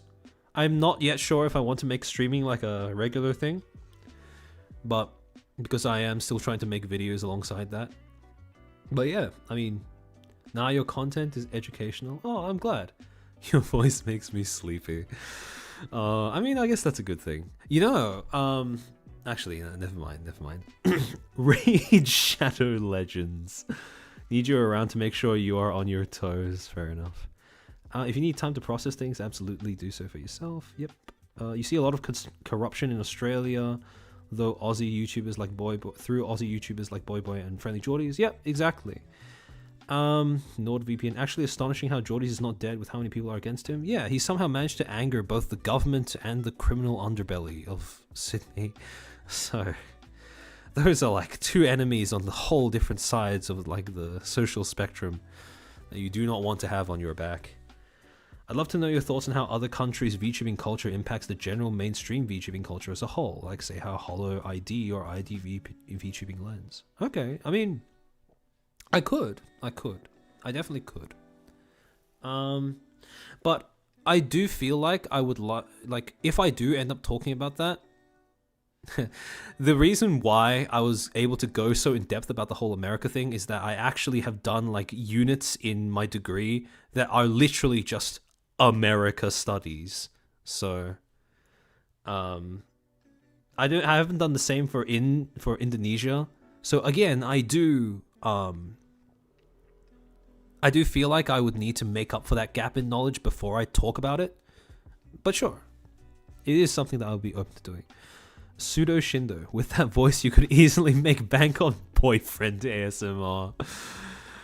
Nah, I mean, again, no shade to people who do that, but it would kind of be weird for me to while I do acknowledge that parasocial relationships are not they're not just black and white, good or bad thing. I do feel more personally uncomfortable with that aspect of parasocial content. Established turtles. What? Where was that from? You forgot the gambling lobby. Yeah, you're right. Fuck.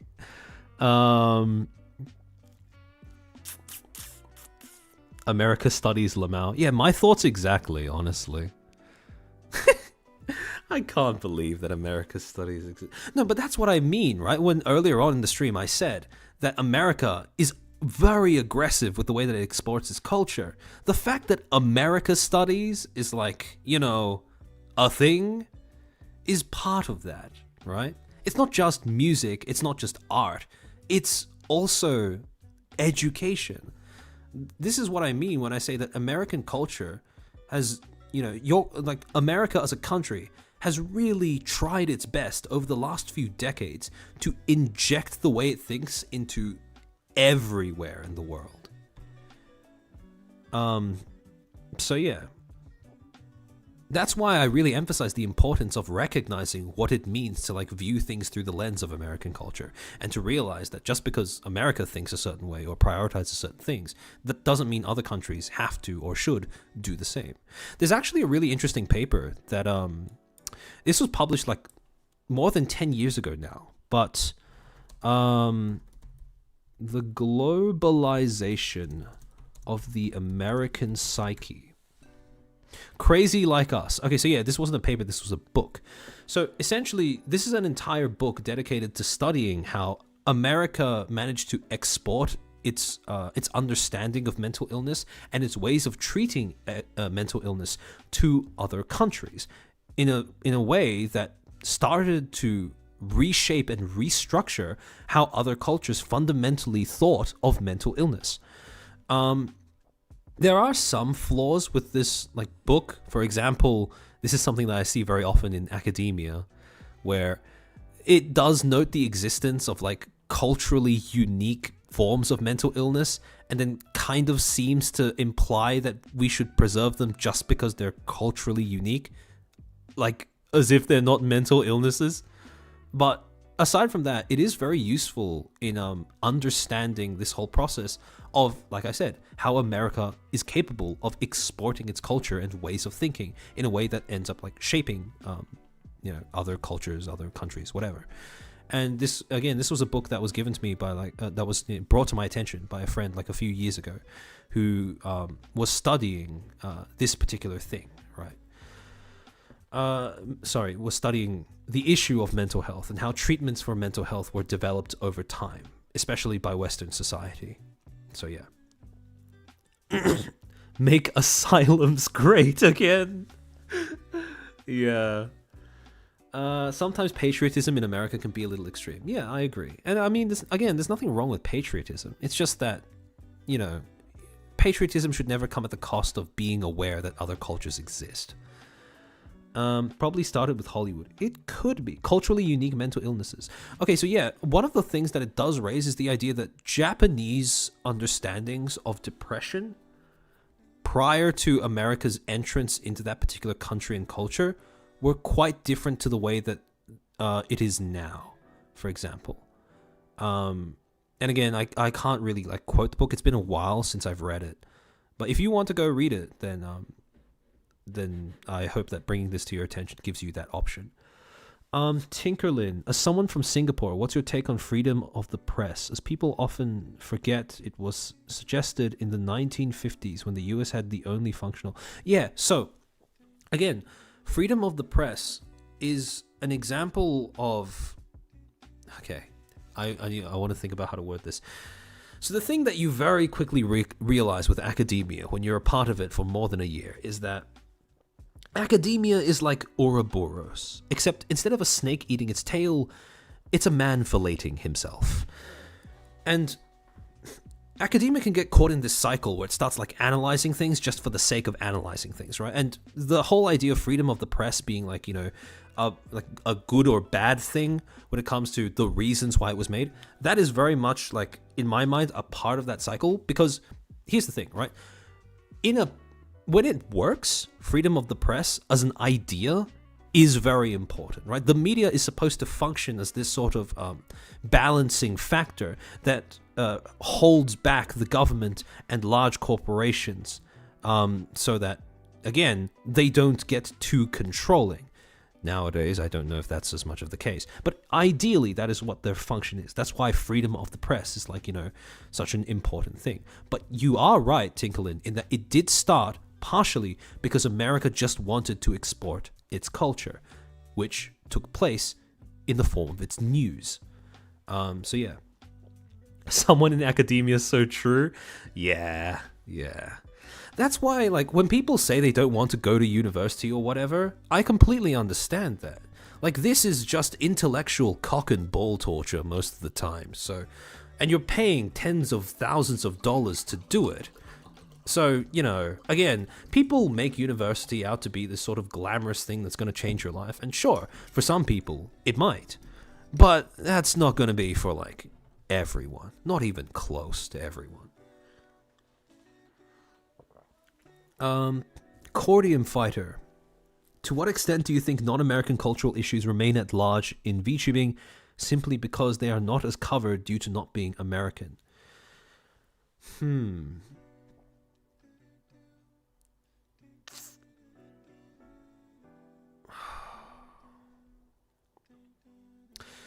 I think that okay. While I'm not really in a position to make a definitive answer to that question, it wouldn't surprise me if it was quite significant.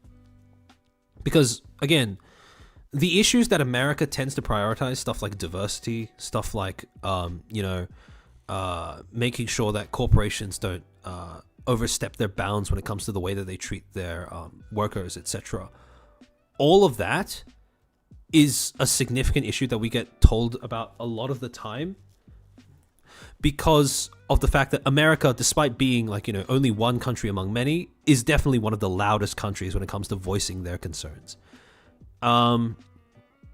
But like with other countries, yeah, maybe. Also because like, you know, when you look at VTubing, the two most dominant languages that VTubing is done in are English and Japanese.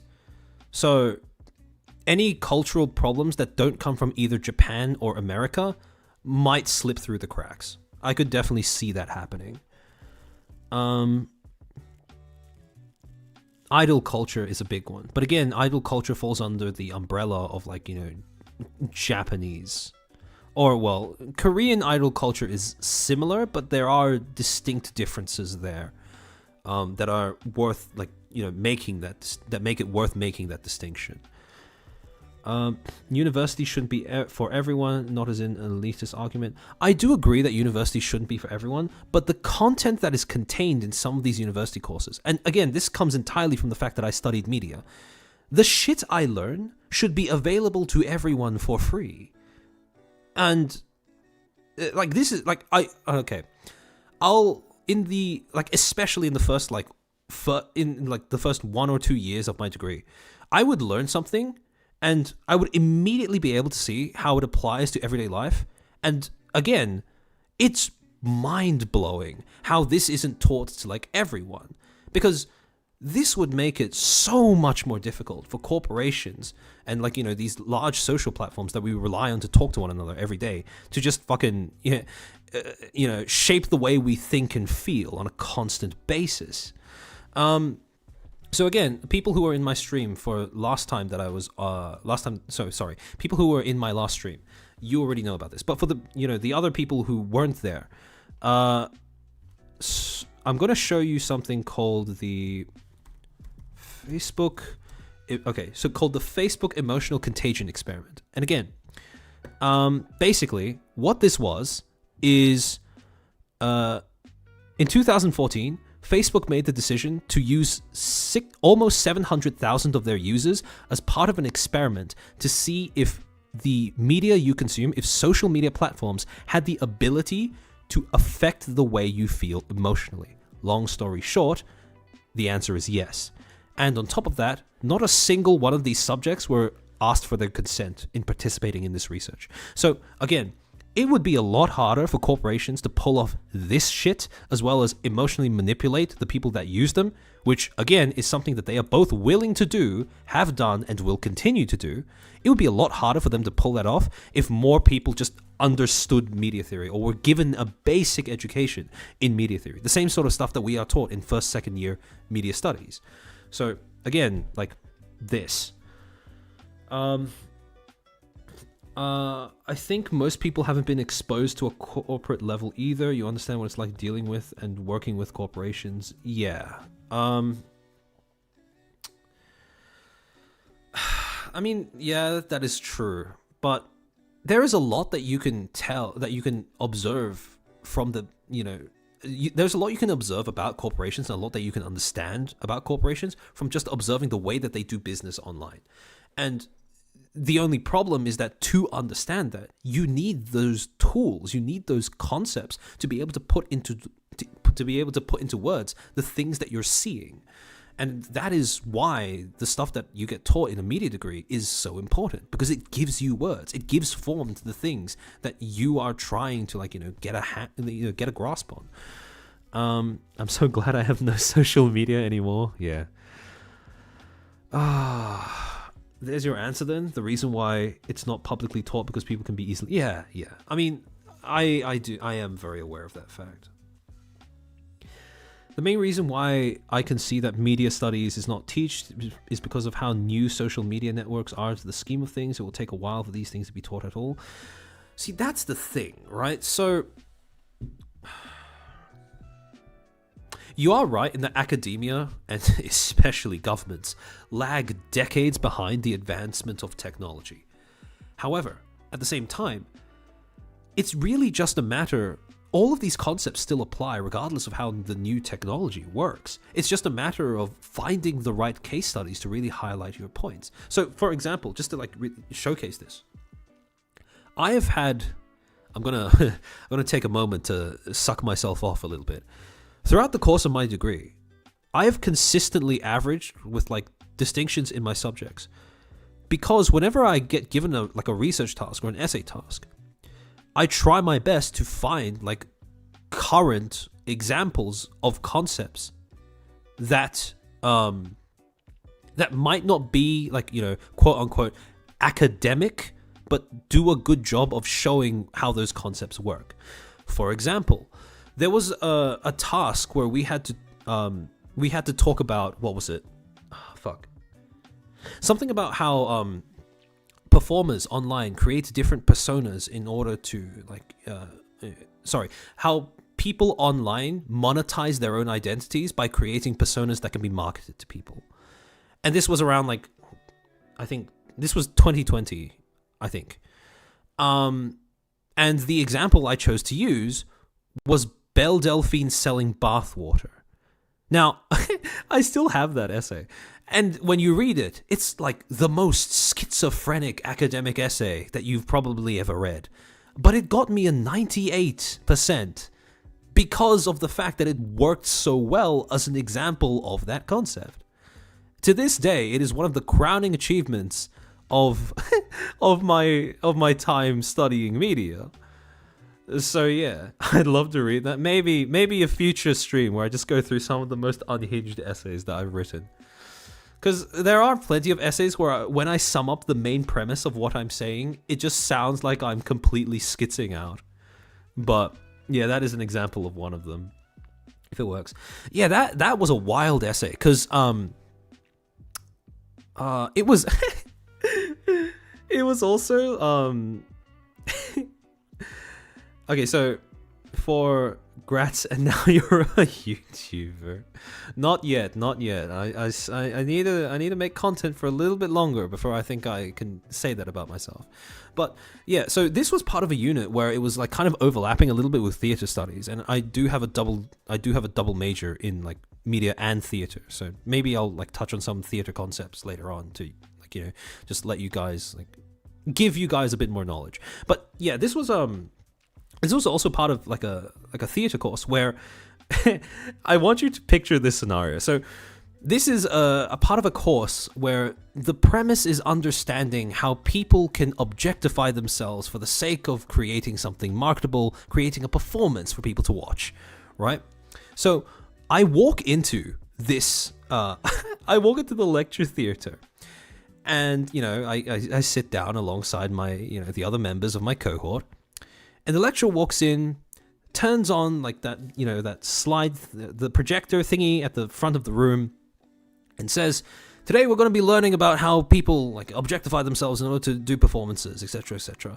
And he shows us the case study that we're going to use, and it is literally just porn. It is just full on porn, penetrative sex between like a whole room filled with couples just going at it in the middle of a circular stage. I'm never gonna forget that. So our task throughout the entire thing was looking at how this principle applied to a porn star, or a retired porn star, whose name was and I don't advise you search this up, but whose name was Annie Sprinkles. And she basically managed to turn her all of her stuff about all of her knowledge about working in the porn industry, all the the taboos and stuff around porn, and she managed to turn that all into like a performance. I think the performance was called like postmodernist porn or something. I don't remember, but yeah, it was something along those lines. So yeah, that was the time when we got showed porn so that we could learn about theater and media. So that essay where I talked about Belle Delphine was a combination of Belle Delphine, that porn star, and Unus Annus, all wrapped up into the same essay, where I basically tried to explain how people can would you be interested on guesting? Yeah, I mean, I'd be down. But yeah, so yeah, this was a whole essay about like how people would objectify themselves, turn themselves into products to be consumed and marketed and stuff for the sake of a performance, right? So yeah, I want to do your degree. Look, Robert, don't fall for the trap. I'm making it sound way more interesting than it is. This was like one course, not even one course, one initial lecture in a course among 4 years of study. So I don't recommend doing the course just for that reason. If you want to do it because you're genuinely interested in like media communications and or theater, go for it. But don't do it expecting that you'll see interesting stuff all the time. Because that was actually, to a certain extent, if you do study media, I do believe that your degree is only as interesting as you yourself set out to make it. Because, again, there are some whack case studies that you can use to like show off your understanding of concepts and stuff. It's just a matter of finding them and putting in the effort to like tie it all together. Yeah, it's not worth it, I tell you. Yep. Arkar, completely correct. I got a history degree. I'm sorry for your loss. Actually, I'm curious. Does your history degree actually, like, are you satisfied in it? I know, useless. No! Oh, no. This kind of stuff sounds amazing. But again, remember, this is me packaging it as content. Because the platform, the medium I'm using to communicate to you guys is YouTube. And on YouTube, it has to be content, right? So... I have a linguistics degree. I'm an econ degree. I'm an IT guy. Okay, Tinklin. That explains why you were able to drop so many supers. That's why I immediately went into edtech.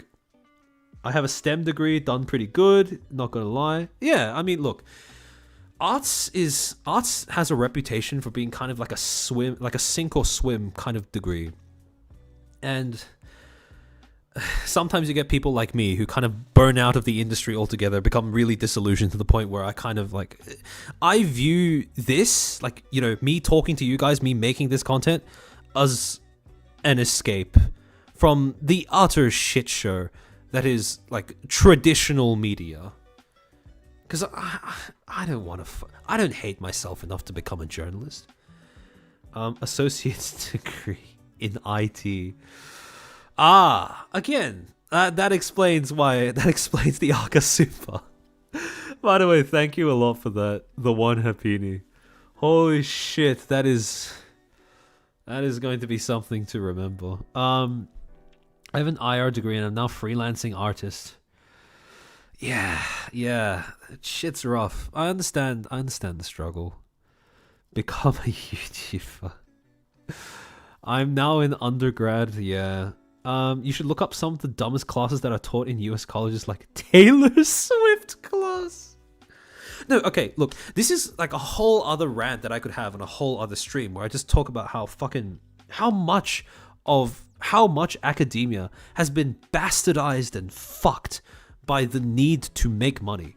It is not a place for education. It is, at this point, it's like it is a degree factory, where you are supposed to sell people like fucking bogus qualifications. Like, part of the reason why I hated my degree so much was because to graduate, I have to satisfy a certain number of credit points, which is impossible to reach by simply completing all of the courses that are directly related to the area of interest, the area of study that I signed up for. So again, I am doing like a media and communication / theater degree.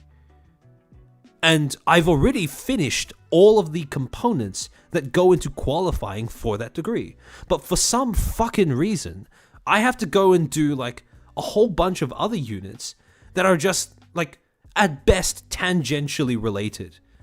But more often than not, it's just like, just having to be put together to do a group project with a bunch of people who just can't bother to move their fucking ass over anything.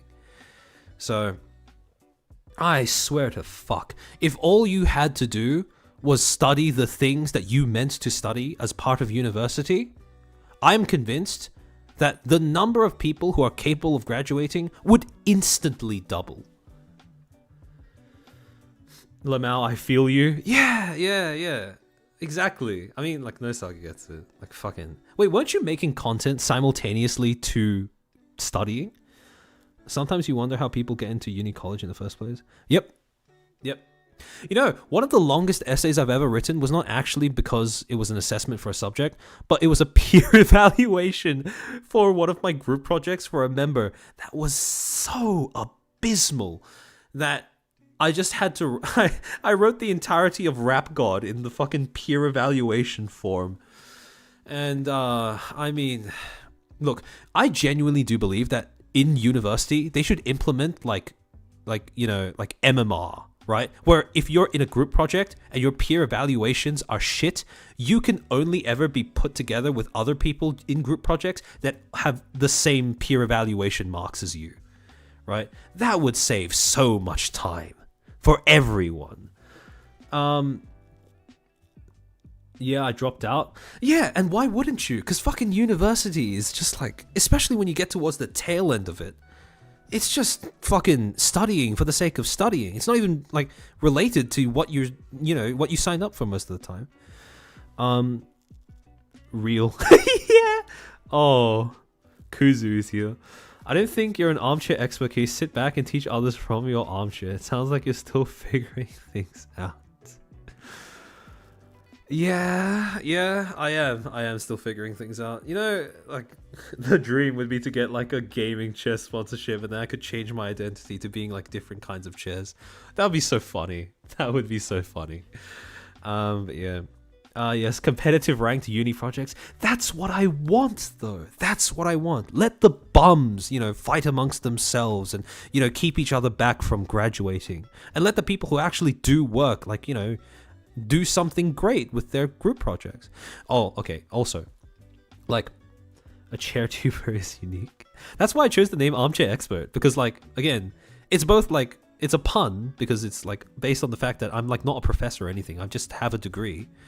Combined with the fact that, like, I mean, this avatar is just kind of funny. Like, I just went into Photoshop one day. I downloaded, like, an asset from Envato, and they just, like, stuck, like, Minecraft sunglasses on it and just started drawing eyebrows in Photoshop. And then that was my avatar done. Wow, you sound like that shreddy guy. Yeah. But yeah, so anyways, a chair tuber, you mean Hassan Piker? Dude, Hassan's chair mogs Hassan. Changed my mind. Okay, so anyways, like, okay, yeah, so group projects, you are doubly screwed, because either you get a shit group and you turn out a project that is, like, as good as you are willing to sacrifice your own mental, or everything, the stars all align. You get the dream team. All of your team shares the same vision as you, the same motivation. You work together to create the most banger of group projects. And the project, the final product, is just yoinked, right? Either it's really good, and, okay, so for context, usually when you do group projects in university, or I don't know if it's like usual, but most of the ones I've done follow this rule.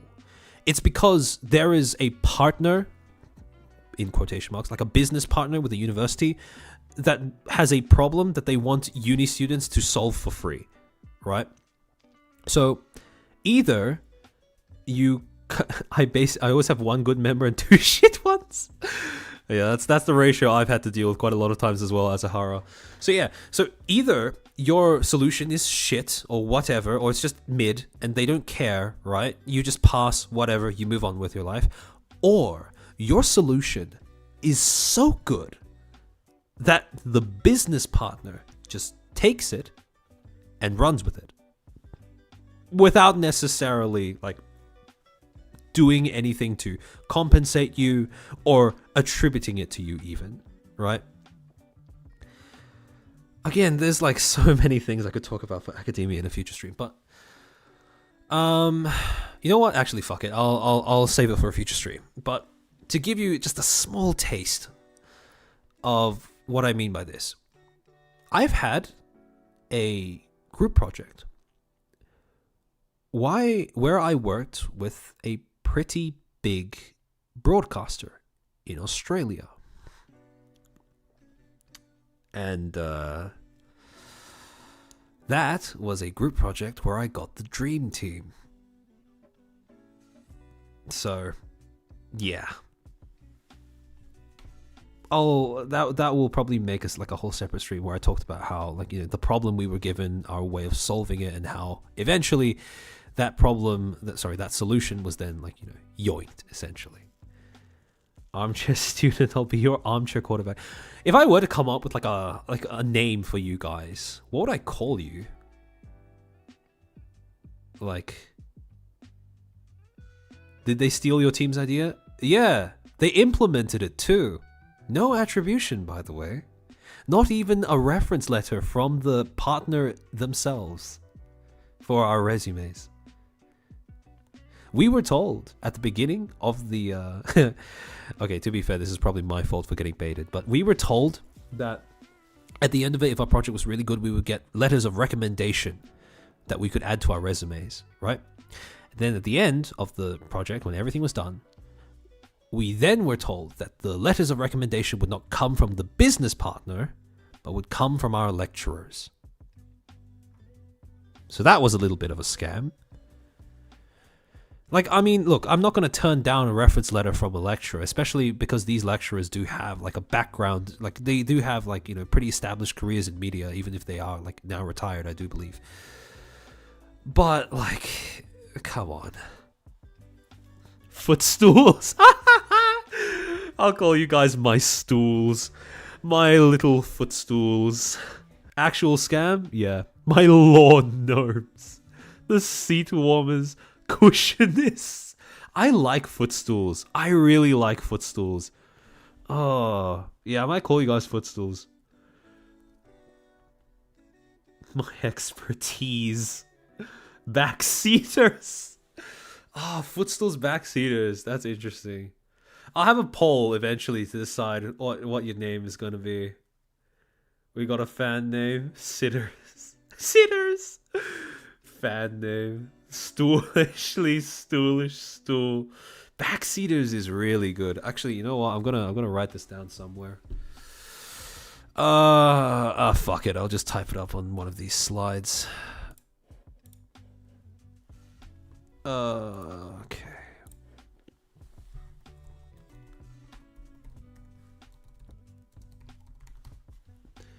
I hate group projects. I agree. Baby jizz. Expertise. Backsitter.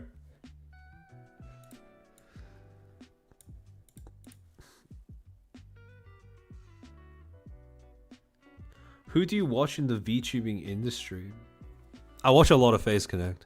Throughout the time that I was watching Shizzy's video, I was like constantly microdosing with like Phase Connect and like HoloLive clips. Because dude, watching that video was a maddening experience for me. Fuck's sake.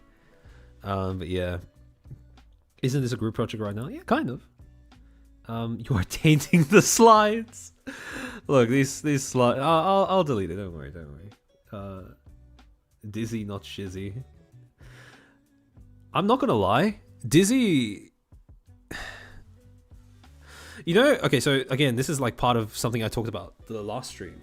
But for the people who are here, weren't there when I did my last stream, well, my first exposure, my first exposure to Face Connect, you would know this if you watched the video as well.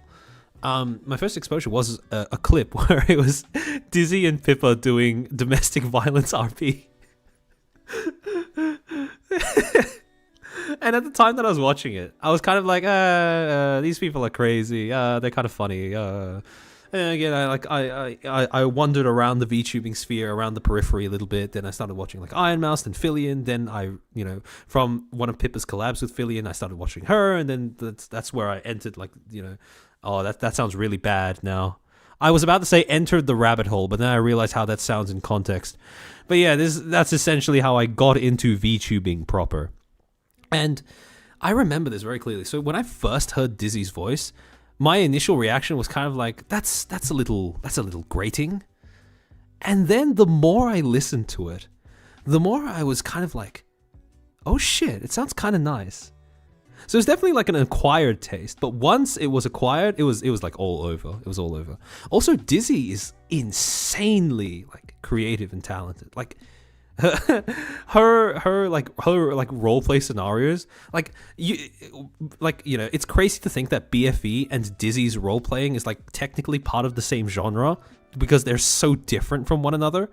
But holy shit, is her roleplay like it is dedication. She goes hard with those. She like fully commits to the bit. Be honest, did Dizzy get your attention because of two big things? Look, no. The answer to that is no. Okay? I know you might not believe me, but the answer is no. Dizzy Sakana agrees with your first opinion. Look, I didn't say Dizzy's gross. I just said Dizzy's an acquired taste. She's so underrated. I believe that. Did you watch Hag Garden? Yeah, I did. Hag Garden was Kino. The taste of a liar. Well, the 100 donor is still running. OMG, yeah.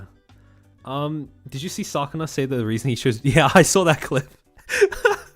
I have never seen someone get murdered on stream by their CEO as much as I've seen Dizzy get absolutely blasted by Sakana. It is truly an experience. I see you're a man of culture. Yeah. But yeah, look, honestly, if I were to recommend any like agency of VTubers to people who aren't familiar with VTubers, I would 100% advocate for FaZe Connect. Like, some people may say VShojo, but the reason why I make that distinction is because technically VShojo is probably more suited to people who are outside of like who have no experience with VTubing at all. But VShojo also doesn't really strike me as like much of a corporation, I guess. It's more like a bunch of people who come under the same flag just to like, hang out occasionally and have like, the same group of management have their backs and stuff. So, is for beginners, okay, yeah. Hell yeah, make them based. It's like a union. Yeah, it does strike me as being like more like a union than an agency or a corporation, I suppose. A union that provides very much needed rehabilitation to some of its members.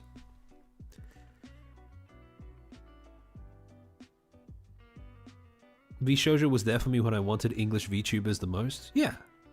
They're not a corpo so much as a bunch of a group of friends. Yeah. And to be fair though, like, because that is a part of their premise as well as their business model, I feel like that is like, that works. That works for VShojo. Sakana and Yagu are probably the most likable CEOs. Yeah, I would agree with that. I mean, Gunrun comes close, but I do also think that those three are like by far the most visible CEOs as well, as in like they appear a lot in content, as well as like, well, I mean, Sakana kind of took his like, he kind of flopped his big fin on the table when he chose to sponsor all of Offkai. By the way, Offkai is there is a bit of a disturbing pattern going on with Offkai where their communications is like they seem to be only communicating when they are forced to do so by something or someone else. Because earlier on, when Offkai made the decision to kick Niji from its roster, it really did look like they only announced that because False ID pointed that out first. Like, I'm not saying that's the case, but that is the impression that I got. And then with like the Kershaw thing, the only reason people know about it is because Kershaw herself broke the story. So, like, you'd think that a convention as notable as Offkai would be a little more proactive with the way that they communicate with the people going, with their fan base, whatever. So Offkai is scared to make PR statements unless they are forced to. Yeah, that is exactly the vibe that I'm getting from Offkai. Another video where you can talk about. The thing is with my videos, right? They take a long time to make. So between like, if it's a topic that is like recent, I would probably want to. I would rather do a stream about it than a video about it. I would usually just save videos for like topics that I think are evergreen, in the sense that if you were to revisit it completely out of the context in which they originally happened. That's also why I'm not really surprised that my video on Zion did better than my video on Selen, because of the fact that the Selen thing was kind of like, it was kind of like something that was happening in the moment. And when I made that video, it was also with the intention of doing something current affair-esque in mind. But with the Zion thing, that was more like me trying to make a textbook explaining how certain things worked in a way that could be used as a reference for if the same thing happens again in the future. So the Zion video is probably like an example of the kind of content that I would like to make, and what I mean by evergreen content. New to this channel, it perplexes me what's about. Talking chair who talks about media, pretty much. I doubt anyone involved has any PR experience. Yeah, it's concerning from Offkai. The most cons in California. That's yeah. Our cyber cat girl. I agree. Said future. Can't wait more. Breaking news. Documentaries. You should do a video on the HoloLive China incident. See, the thing is, right? When I do set out to make a video, I usually try, like, one of my criteria is like making sure that I do actually have something unique I can add on to it. And the thing is with the HoloLive thing, I do feel like the videos that currently exist do a pretty good job of just summing up the entire situation. I didn't answer the $2 question. What is this? What is this channel about? It perplexes me. What's about? What do you mean? But yeah, so yeah, with the HoloLive situation, I'm also not like, beyond just watching the videos and doing like surface level reading myself, I am also like, I'm not that familiar with what exactly went down. So again, if I were to make that video, that would take time to like, look into it and stuff. And I already do have a video that I'm currently working on, although it's still in the early stages, so it's gonna be a while away before the videos on the channel come out of cryostasis. FaZe collabed with Sayu before she was vindicated. Yep, that is, if anything, that is definitely something to take note of. Yeah. Very fair take. Have you seen the Pippa feed stream? My dude, you cannot watch FaZe Connect starting with Pippa for like more than 3 months without becoming aware of the feed stream. I think that's part of initiation, honestly. We need a chair review stream. Honestly, I might do that, where I get you guys to... I should like make a Google form or something where you guys can send photos of the chairs that you use, and then we can review them. But yeah. I believe Nosagi's going to make a reboot of his old Yeah, I'll probably wait for that to come out then. Because, I mean, again, I don't think that's a topic that I do have too much to add on. Whereas there are there are like, things that I want to talk about both within and without the VTubing community. Both within and without the VTubing industry. To do with like, media theory, etc. Video idea, best armchair for X. What's your favorite Tenma moment? There are so many. Recently, when she just straight up calls Sakana a fat ass.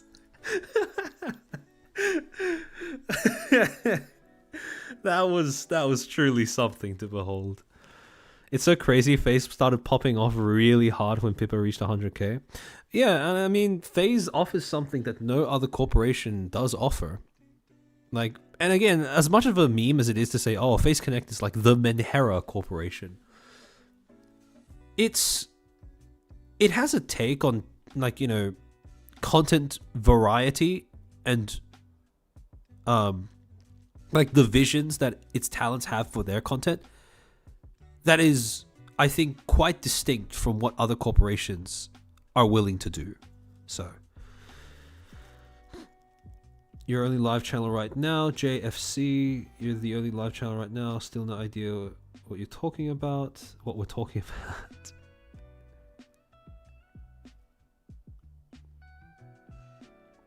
You're a suck. No, what the fuck? Yeah, that was also peak. Leah, Rie. I'm just rambling, my dude. I'm just rambling. Taking a bit of time to chill. My intro to Face Connect was Tenma berating Sakan on stream. Yeah.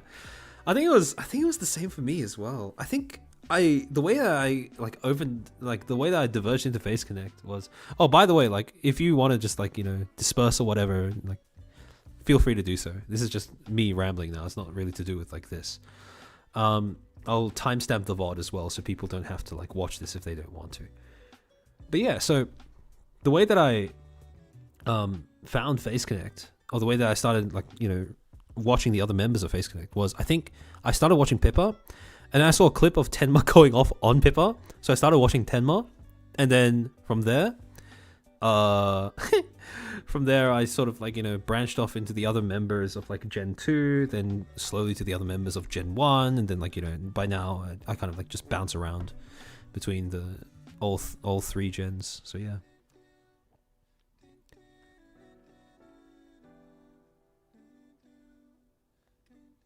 I may or may not have Pippa's feet.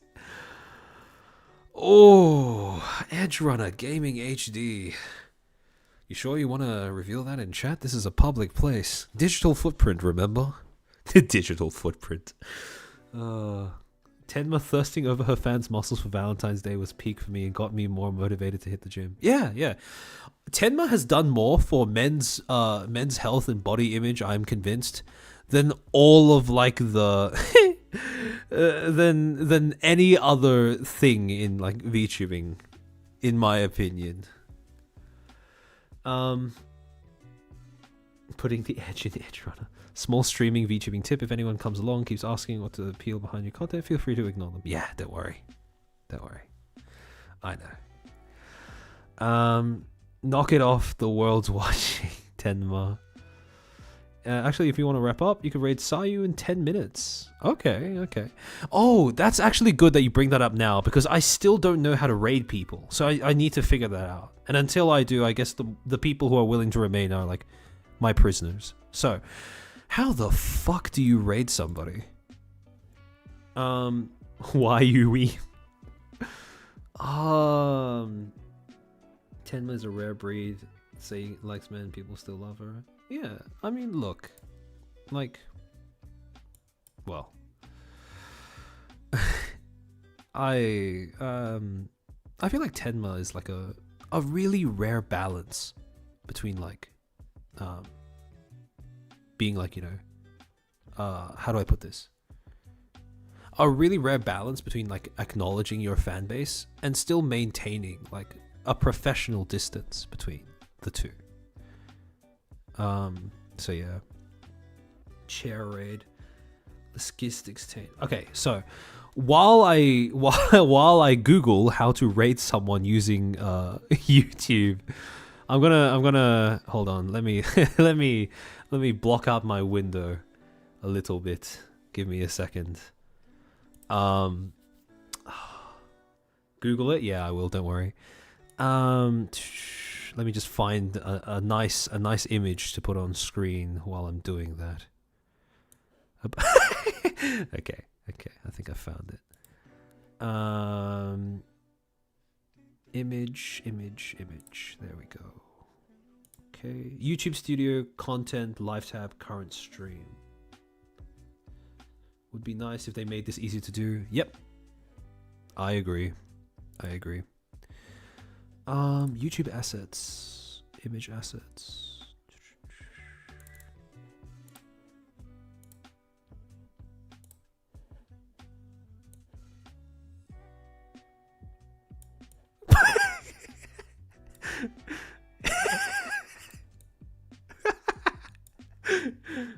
Thanks for the class. You're welcome. Ah, fuck it. I'll just leave it up there. That's good enough. Whatever. All right. All right. Sorry. Just give me a second. Give me a second to do some googling. Do some googling.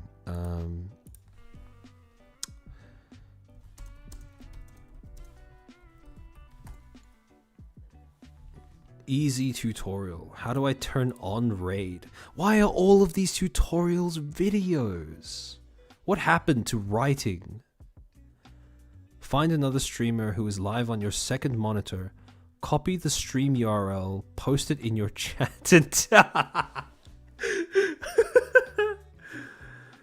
oh no. Oh, I've never quite understood. Okay, well, this is about as helpful as I expected Reddit to be. Google search is garbage. I agree. How to raid other creators with YouTube Live Redirect. Set up your channel to... YouTube Live Redirects are here. A live redirect like a Twitch raid is the ability to send all of your live stream viewers. If the party doesn't have a way to end when your stream ends, when you stop your stream... What the fuck? Why is this just explaining what the fuck a raid is? Now, don't get me... Why do these sites... Holy yapping. Get with the times, old man. Look, this is the second time I've ever streamed. Please, just give me some slack here.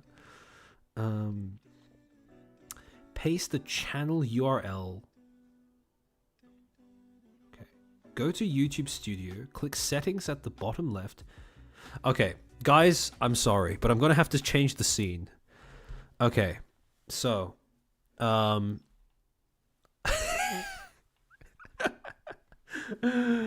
we could manual rate. Look, has Sayu started streaming yet? I think you need permission to raid on YouTube. Fuck's sake. Boomer.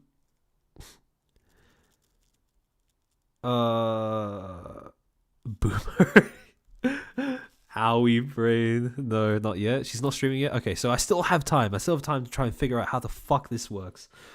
Even better. What the okay. Okay, so I go into YouTube Studio.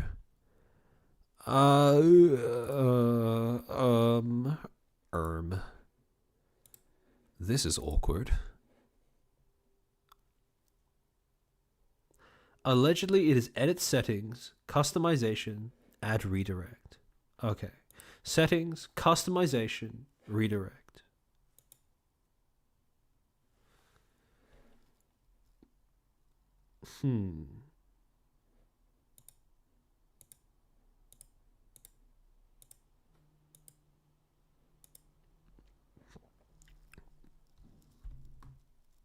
As long as there's a chat room live present, we can do all the advanced things.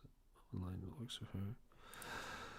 Oh, guys, I hate to say it, but we might just have to do a manual raid. Because I might just spend some time in an unlisted stream just figuring out how this shit works. But she hasn't started yet, right?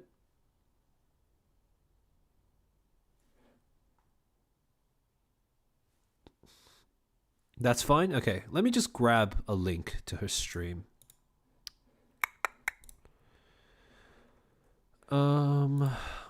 Sayu.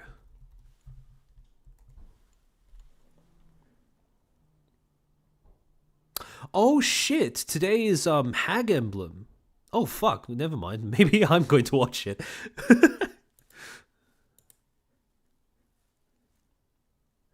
YouTube Studio content live tab current stream. Then where it says edit, there should be two options. Okay, thank you. All right, let me try that.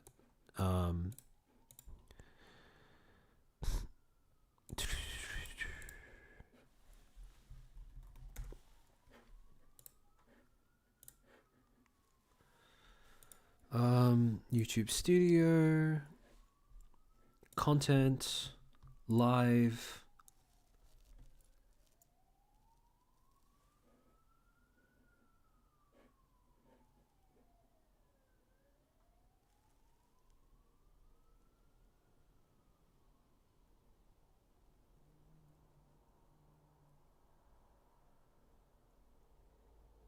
Remember, guys, media major.